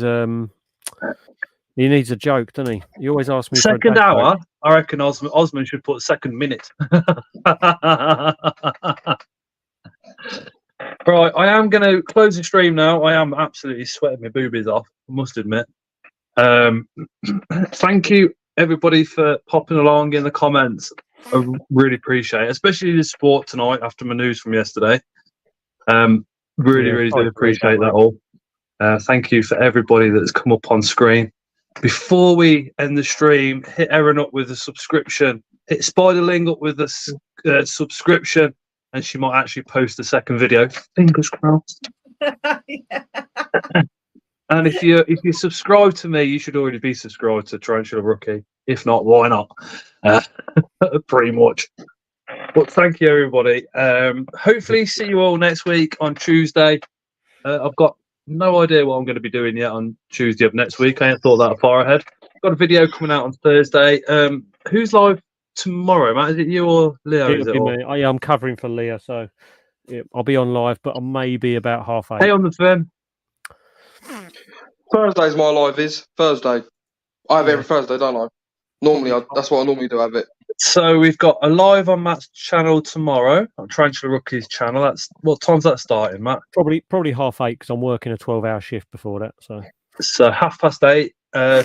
Erin, when you going live on Thursday? Do Thursday. It's normally quite late-ish. Late time, like near enough at 8:30. About 8:30 as well. All right, no worries. Yeah. Chris, I don't know. He was going to be here tonight, so whether he turns up Friday or not, I have no idea. No, I'm doing it Friday. So I'm on Friday. there you go. So Spiderling on Friday. Saturday it is Mark. Mark the Spider Guy. Once Mark the Spider Guy finishes, because we've got the show on the Sunday, Tron's then going to take over and do a live. Sunday night, I have no idea because they swap it around 3 or 4 channels on a Sunday. And I never catch a Sunday live. It'll either be Leah or Phil because Mark did last week, but I doubt it. If they're going to Barnsley, it won't be Leah because she won't get back, and it won't be Phil. I wouldn't think either. So they might not even be doing one. All right. I might even ask them about it because if they can't do it, I might do it because I'm not going. So I am going Barnsley, Helen. Going up Sunday morning. But if you're stopping down there, Helen, I think Ling's. Are you in a hotel, Ling?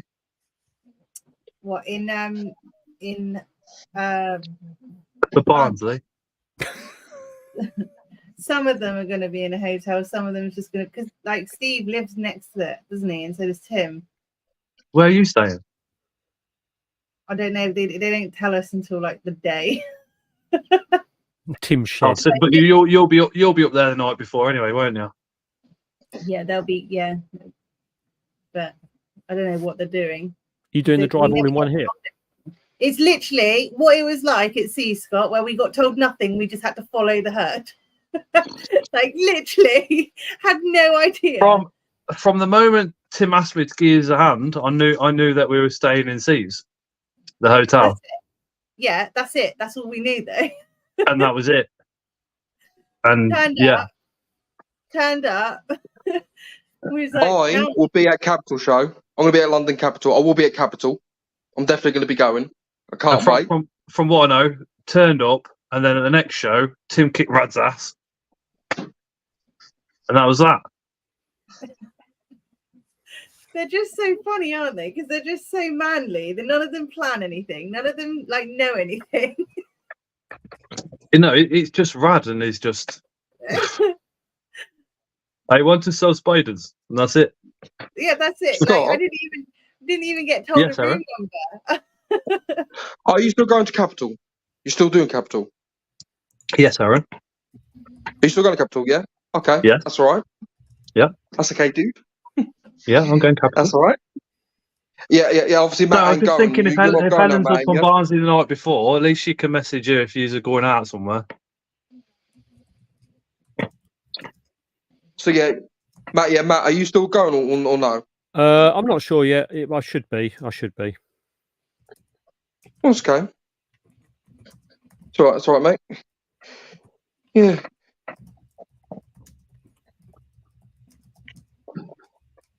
I've just found the old internet Yeah. password to my old internet.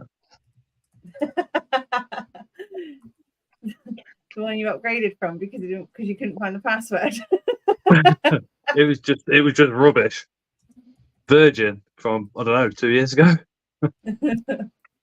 Right, I am going to end the stream. I have got to disappear. Yeah, I'll get going as well. I've got about 2 or 3 things to do quickly.